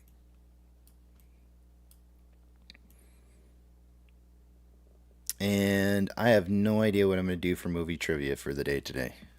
I think we worked through our list. Actually, we didn't do rom-com. I feel like this is going to be... We didn't do rom-com movie quotes. I feel like it's just going to be a disaster. Nobody's going to know the answers. All right, we'll do that. We'll do rom-com movie trivia quotes for the day today. It'll be a complete disaster, and it'll be real fun to see who our winner is for the day. Yale says, please no. I'll try to make them as easy as I can, Tendy, so that at least you have an opportunity. Can we just cancel trivia for today and everybody just go to the dentist instead? And ask for no Novocaine to pull out 3 teeth? Sure. Get a cleaning whether you need it or not. Let them scrape our gums with a hook. Yeah, let's do that. You get Novocaine for gum cleaning? Is that like an old person thing? No, but it made the joke funnier. And fuck you, I ain't old. Grab a hold of me, you'll find out. Oh man, Old. I don't like Old. grabbing First wrinkly you things. crashed my computer with some malware, and now you want to call me old. I'm waiting for you in the tall grass. Oh man. What are you having for lunch anyhow? What are you eating? I don't know. I maybe need to be safe about it. I don't know. It's a good question. You know what I've been craving lately? Cereal. I don't know Mrs. what. Pirate is a cereal fanatic. She can eat cereal 3 meals a day if I let her get away with it. I could too, except for you really add on a lot of weight when you eat cereal a lot. So I try to avoid it as much as possible. But for some reason or another, I've been craving cereal a lot. And I think, if I'm not mistaken, I think a lot of like your iron content comes from cereal. So I could be deficient on iron right now. It's a possibility. If you can only have one for the rest of your life, what cereal is it? Yeah, I mean, Casey, you're right. Iron, they've tested that. They've taken the magnet and they've put it right next to cereal, and the magnet pulls the cereal forward. No, it pulls the iron out, and you can see it right on. Yeah. Yeah, you can see it. Yeah, I've seen it done before. You're gonna think this is strange, so I feel like I don't want to say what it is. Lucky Charms, huh? No, it's not. It's not anything you would guess. So it's not cereal. Well, I consider it cereal. I used to eat cinnamon graham crackers for breakfast. It was back in the day. My grandpa started it with us, I think. And you get a package of cinnamon graham crackers, and you break them up into. You take the rectangles and you break them into squares. Then you break them into rectangles again, and then you break them into squares until they're basically little small bite-sized squares. And then you pour milk over the top of it, and you eat it, and it is the most delicious thing you've ever had if you get the right graham crackers. And a lot of people go like, gross, soggy graham crackers, and I go like, that is not a cereal that you eat slowly. If you're in the mood for eating a nice slow cereal, you're absolutely right. You don't sit there and let it just sit forever and take a phone call. It's a cereal you sit down and you chow it down until it's gone, and the milk is absolutely delicious. A lot of extra effort. They make cinnamon graham cracker bear crunch, and they make cinnamon cracker crunch, and there's nothing. Like you avoid all that work and just buy the little graham cracker bears and be done with it. It's not the same. It really isn't. And I'm actually really a snob when it comes to the quality of the cinnamon graham cracker. I won't just take like generic brand. Well, my. Well, I mean, that's the difference. Generic graham crackers do taste like what it is you're suggesting. If you get real good, high quality graham crackers, and I used to not settle for anything other than Keebler, but even Keebler has gone down the tubes. So it's really difficult to find a good graham cracker. My anymore. youngest son likes to think he has a real sophisticated palate, and he's averse to all that store brand and stuff. Mrs. Pirate used to fuck with him. She would put the generic shit and the store and the brand name boxes, and then he would sing the praises of it.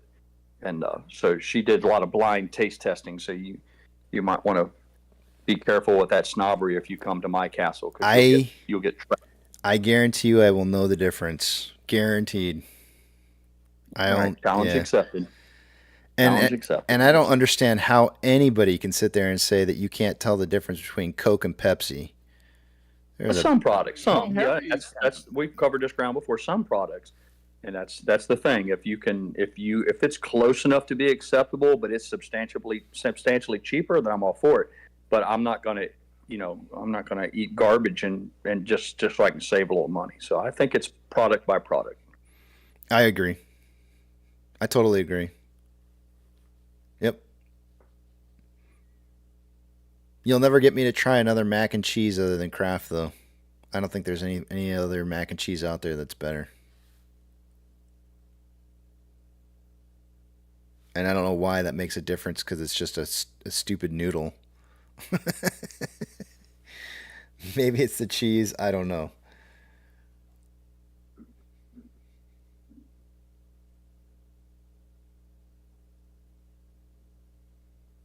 I'm a huge lover of A1 steak sauce, and they have a Walmart brand, and it's acceptable because A1 steak sauce is ridiculously high priced for something you just use. It's a fancy ketchup, more or less, but I'm a believer. She made me a believer on the store brand A1 steak sauce, and it's different. I could probably taste. I'm gonna say with a teaspoon of each one, I could pick out the difference. But it's subtle enough that I'm willing to take it for the dramatic discounts. Yeah, I can't do that with graham crackers. There's just no way. Extra sharp cheddar cheese. If you buy it, you can buy it from Sam's Club or from Walmart and buy the store brand, or you can buy the higher end stuff that has the fancy label on it, and it's almost identical for me. My wife is certainly probably comes from the same cheese manufacturer, if you want to know the truth. My wife bought H-E-B brand cinnamon graham crackers because I told her I wanted some, and she didn't know that I was like really picky about them. And I told her in the text, I said, just don't worry about buying any, because I just don't. I'd rather just me buy it because I know what I like. And so she went ahead and bought like the H-E-B version of it, and I opened up the package, and as soon as I smelled the graham cracker, I didn't even have to put it in my mouth. As soon as I smelled it, I was like, this is cardboard trash. I can't eat this. I didn't say it to her like that.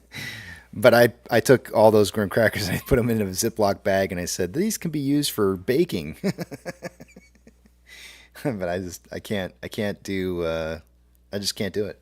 You probably wouldn't do too well on the military MREs, meals ready to eat. You might have had an issue with that had you had to participate in that culinary delight. I think. Well, yeah. Yeah. Well, unless you're like starving, then everything tastes good. Right. Yeah. If you haven't had protein in about 7 days, roadkill start looking pretty good after a while. Yeah. I get it. Oh my gosh, though, Pirate, I'm with you. I like it. Well, I'll take any steak sauce. It really doesn't matter, but I do like A1 steak sauce. But my wife thinks it's like horrific when we go to someplace like I can't think of the steak place name.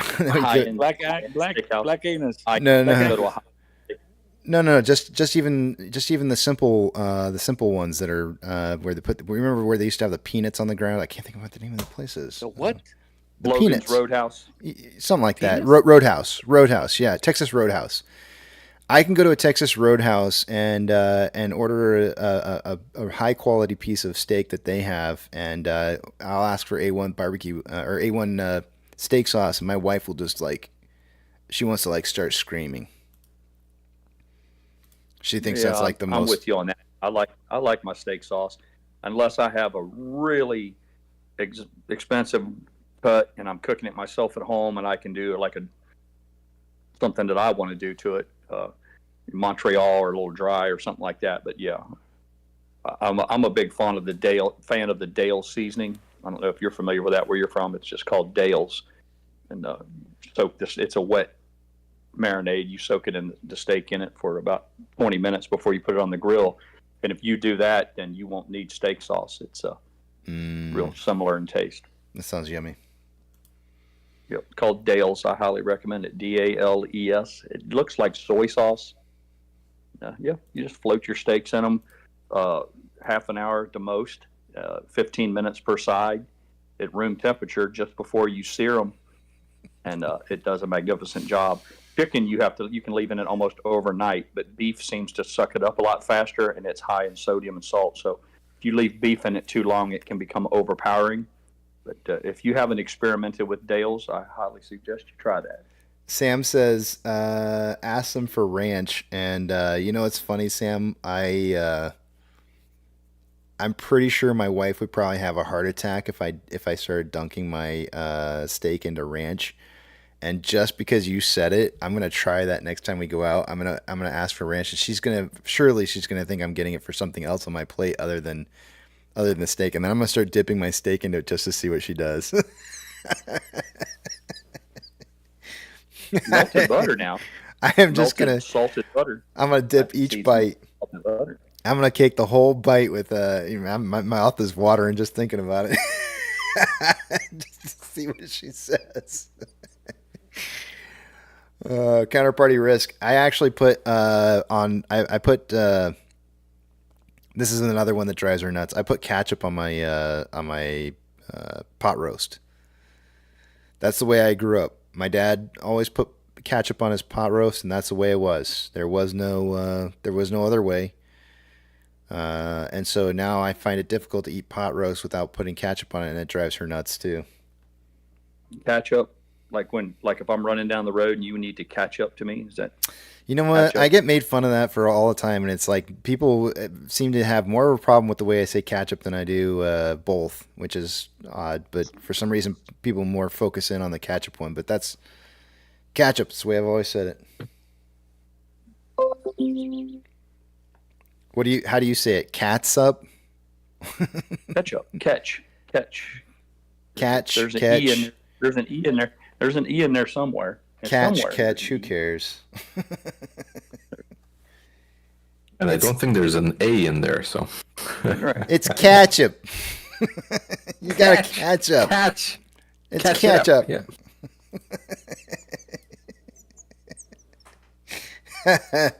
Ketchup. Yeah. Another one? That one bothers people more often than the both. Like, people laugh at the both, but people get absolutely offended when you say ketchup. It's like I've seen some people just go off the chain, like they just cannot stand it when you say ketchup, and it's like, wow, I didn't realize it was that frustrating for you. Sorry. There's an A in ketchup the same way there's an F and a U in both, huh? W and an L. Oh no. Yeah, W and L. Yeah. I put my car keys in my khakis. That's like a Southie Boston thing there. Try dipping your steak into bites of hollandaise sauce. I feel like I've done that before. Like it accidentally got on it from like maybe something like asparagus or I don't know, something else on the plate.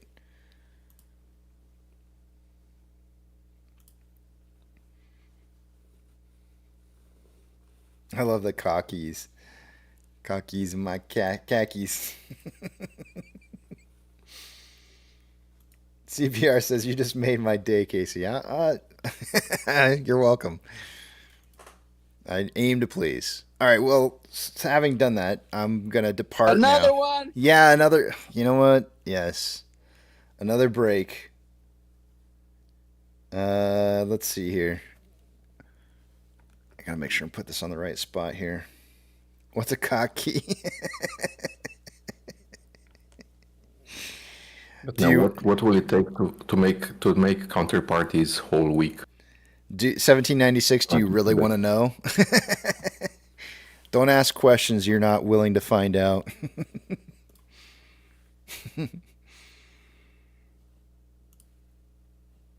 Oh, I still had the message up from last hour when I thought I was going to get a break. Let's see here. And the SPY is dumping. Yeah, AMC's kind of messing around with the moving around down too. So we had a nice little recovery going on there for just a hot minute. That didn't take very long though. I will zoom out just a tad here because I want it to get away from where price is moving to. All right, I will see you guys back at 110. See you then.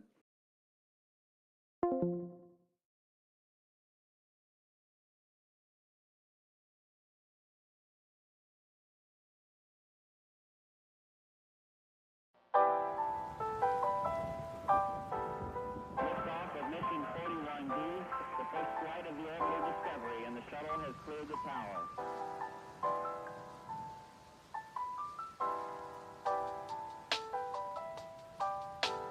Discovery's core computers now have primary control of critical vehicle functions.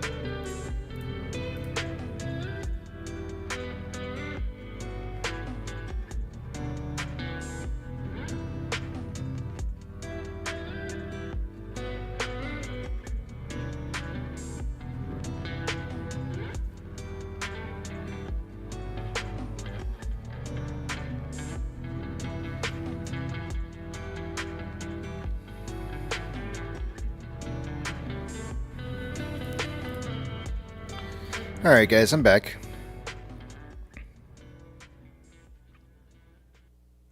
Let me go ahead and get the numbers running here real quick, because I'm gonna go right back on break again.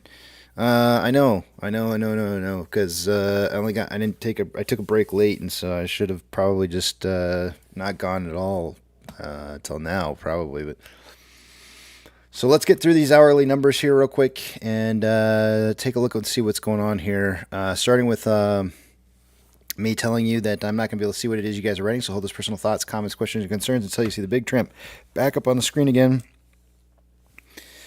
Let's take a look at what we got going on with these numbers.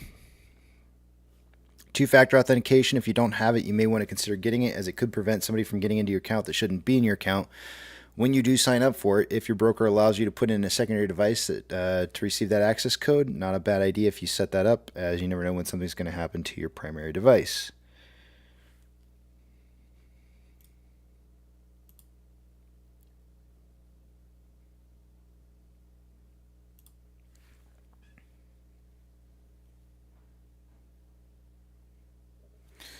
All right.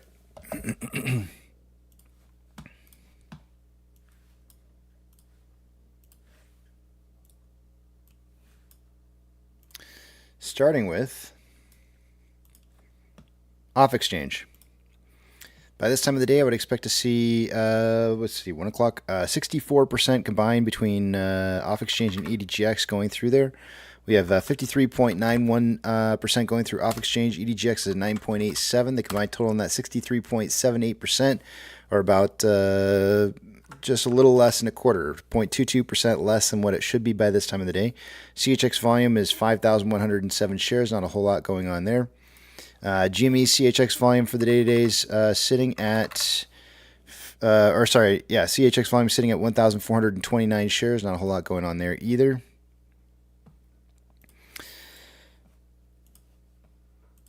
Ortex, an hour ago, was showing about 500,000 shares having been returned for the day. It's now 36,000 shares. That's going to have the effect of raising the estimated short share interest of the free float to 7.61%. Cost per our min is 8.82. Average 1.53. Max is 3.54. Total amount of shares on loan for the day today is at 21.32 million shares. That's 1.12 million shares more on loan or less on loan today than there was on Friday. Ortex is estimating that about 257,000 of that was enclosed short interest. Taking a look at options, highest amount of call volume as of an hour ago was at a $11 strike. And there was 7.6 thousand contracts. It's now $11 strike with 8.2 thousand contracts in volume. And on puts, highest amount of volume at a $9 strike. There was 9.8 thousand contracts an hour ago. There's now 10.2. Highest amount of, or actually the spread between the highest amount of volume on calls and puts was 9 to 11, suggesting the closing price somewhere between 9 and 11 by the end of the day today. Taking a look at MMRI, it was 311.08 an hour ago. It's now 310.97.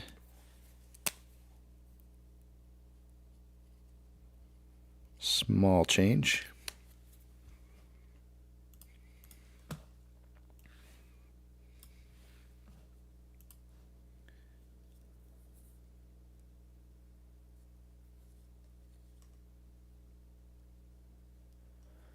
Orders by Fidelity customers. AMC and GME are the only two I'm looking for on this list here. AMC is on the list with a 67.95% buy to 32.05% sell ratio. And then GME is also on the list here with a 77.94% buy to 22.06% sell ratio.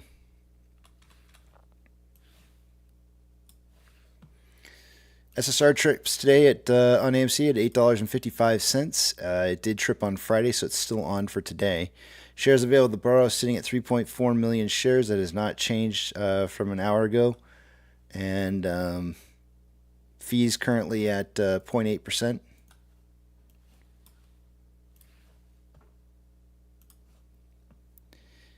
NASDAQ is up 1.3, Dow Jones is up 0.97, S&P 500 is up 1.13. We have 4,447 advancers to 1,629 decliners. The market's more declining now than it was an hour ago, but still cooking with that bacon grease, looking hot and tasty right now. Still on this in the markets overall. Big bank movers so far for the day today. We've had some green movement today on banks. FRC is down 9.8. Silvergate's down 13.27. Western Alliance is up 3.68. Deux is up 2.68. Zion Bank is up 3.85. Charles Schwab is up 3.96. And that's about it. Ethereum Classic is up 2% and trending upwards. The US dollar is down 0.39 and trending down. Oil is up 0.49 and consolidating. Mortgage-backed securities are down anywhere from 0.56 to 0.62 and consolidating. And SPY is up 1.12 and starting a small trend upwards. VIX is down 10.3 at 17.33. It is retesting a level of, actually no, it's below that. It's not retesting it. It looked like it was on the 3 hour. It's now dropped down to, oh, this is the support line. It's dropping down to this level of support and resistance line right here. You can see it's dipping below it here. In the next hour, it will be below it, and we could see a fall on the VIX. We got the breakout that I thought we would get to the top side, but it fizzled out after 20.78.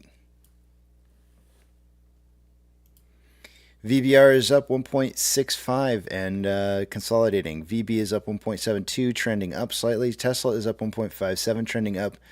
Amazon is up 2.43, trending up. Cinemark is down 3.5 and trending down. Doge is up 1.17, trending up. Bitcoin is up 4.57 and trending up. GME is down 2.75 and slightly trending up. HYMC is up 2.46, trending up. NCMI is breaking even and looks like it's consolidating. Hood is up 2.22, trending up, and AMC is down 1.52 and trending up. Inflow versus outflow for the day today, there's approximately $9.9 million more. No, that's not true. Yeah, 9.9. $9.9 million more outflow than inflow. 15.43 million shares traded so far for the day today after 292 minutes worth of trading. Putting us on a pace for 20.6 million shares traded by the end of the day today. I suggested somewhere between 20 and 40 million. It looks like it's going to be really close. And this is usually the time where the pace that we're going to hit for the day is usually going to be the case. And we do tend to see a little more volume in the later portion of the day. On a 4-hour chart here, we've got equal amounts of buying and selling pressure with an RSI of 41.74, which is below average. On a 1-hour time interval, more buying pressure than selling pressure with an RSI of 38.82, which is below average. On a 30-minute interval, slightly more buying pressure than selling pressure with an RSI of 46.06, which is slightly below average. And on a 5-minute interval, more selling pressure than buying pressure with a divergence in the vortex indicator within the last 10 minutes. RSI is at 54.38, which is slightly above average. Does seem like we're finding a little bit of we are currently above $9.34, and it does appear that we are getting a little bit of support there at $9.34.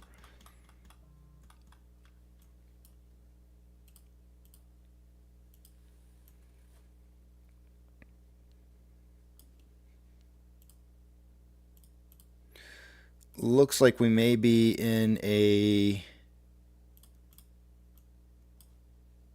bullish triangle, which doesn't always break out the direction I want it to. At least it seems more often that way than not. And it does seem like we're about ready to break out of this. The strange part about this is that normally on these patterns, we typically see the price going the exact opposite direction it's supposed to. It's supposed to break out towards the flat side of the pattern.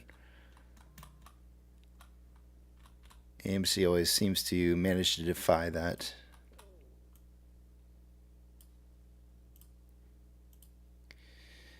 And with that, I'll throw one more thing out before I go because I'm going to go back on break again. I should have taken breaks further apart.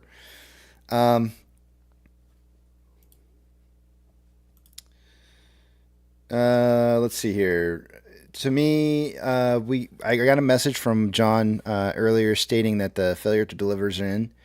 I'm looking at those failure to delivers a little bit just before I came back, and I don't see large quantities of failure to deliver showing up on the list. It's actually quite the opposite. There was 2 large periods of time of failure to delivers on the 21st and 22nd. And if you remember correctly, if we go back, let's see, I'll show you on the screen here. So these are the 2 dates where we did have large quantities of failure to delivers that occurred right here. And if we go back to CHX volume for that day, give me 1 second. We had a large quantity of volume that was delivered through the CHX exchange.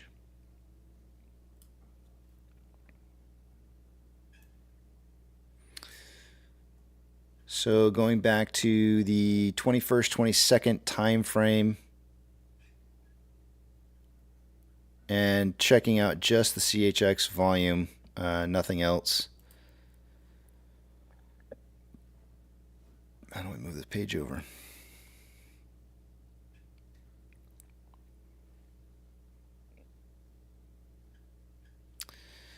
You can see there was a significant amount of shares that were returned on this date here, which, because I've got the screen minimized a little bit, I can't see what the date is. Hold on 1 second as I maximize this.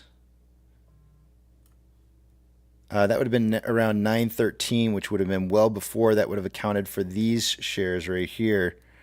But there were still those large quantities that occurred on the 21st and the 22nd, and I'm not seeing